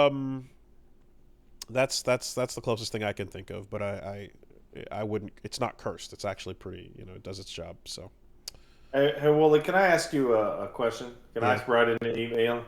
Hey, they put out a Dead Space remake trailer I saw. just now. Yeah. You just replayed Dead Space. Does it not look like exactly the same? All right. Let me scroll through. Take a quick look. Like, it looks like there's some more shaders or whatever, but like, man, throw this on the Horizon pile. But this is a much older game, right? Like, Yeah. let's see. No, this is significantly like Oh, prettier is it? No, maybe it's been significantly. too long for me. Yeah, this is Okay. significantly prettier for sure. The Okay, lighting thank you. is softer, and some of the contrast is sharper on things. Um, yeah, it's also like it's funny because like in my head when there was talk about like the feel of things and stuff, and getting it right and getting it wrong. I thought there would be more elements to juggle, but there really aren't. You Yeah. know, it's very few things, so just make sure that those things work, and it'll be okay. Obviously the boots, but I saw a screenshot of what looked like Isaac jetpacking around, and it was like, oh, are they making you fly instead of just like point to point um, stuff? And yeah, there's some parts of the trailer as well where it looks like he's floating. So I guess it's not just a straight remake, but like they're actually redoing some stuff. Hmm. Okay. Okay, I just wanted your quick opinion on that. Gotcha. Oh, Dead Space 2 is where flying is a thing instead. Oh, well, obviously Yeah, that that'll makes sense. that'll be coming in the future then. Okay. Anyways, last one we'll take from Kevin, aka Cooper Prez, who says, "Dear Eli and Brennan, I've been really enjoying the discussions on patch notes and balancing you've been having. Wanted to focus on one of my favorite parts of balancing, the emergency nerf, where the developers have to rush out a patch to balance something that was clearly way more unbalanced than expected because it was not working as intended. In Pokemon Unite, we've had to do two already. Sylveon was added with enough damage to essentially one-hit KO many Pokemon, and Mr. Mime had to rework that left him basically had a rework that left him basically immortal. Do you have a favorite example of an emergency nerf? For me, for sure. Hmm. I want to say we touched on it before, but Dan in Street Fighter V, when he launched, he had an infinite that consisted of him just comboing into Godokins forever. And it's hilarious because it's a high execution infinite, requires a lot of skill. Dan is supposed to be a schlub, but this just locked the game down in a way that like completely broke that. It made you, if you were good enough, able to just shut people down forever. So what they did was they made the Godokin have a 1 in 6 chance of being a super powered one, and it would actually cause a knockdown and be a better Oh, I than remember you usual Godokin. describing that. Mm-hmm. Yeah. And it's great because it's one of those things that in the character, having a sense of like random luck to be skilled, but everything else you do is kind of shit, is perfect from the lore perspective. And it Also, a also nice little Shingo reference. kind of lets you do the infinite if you're skilled enough until the casino cashes out.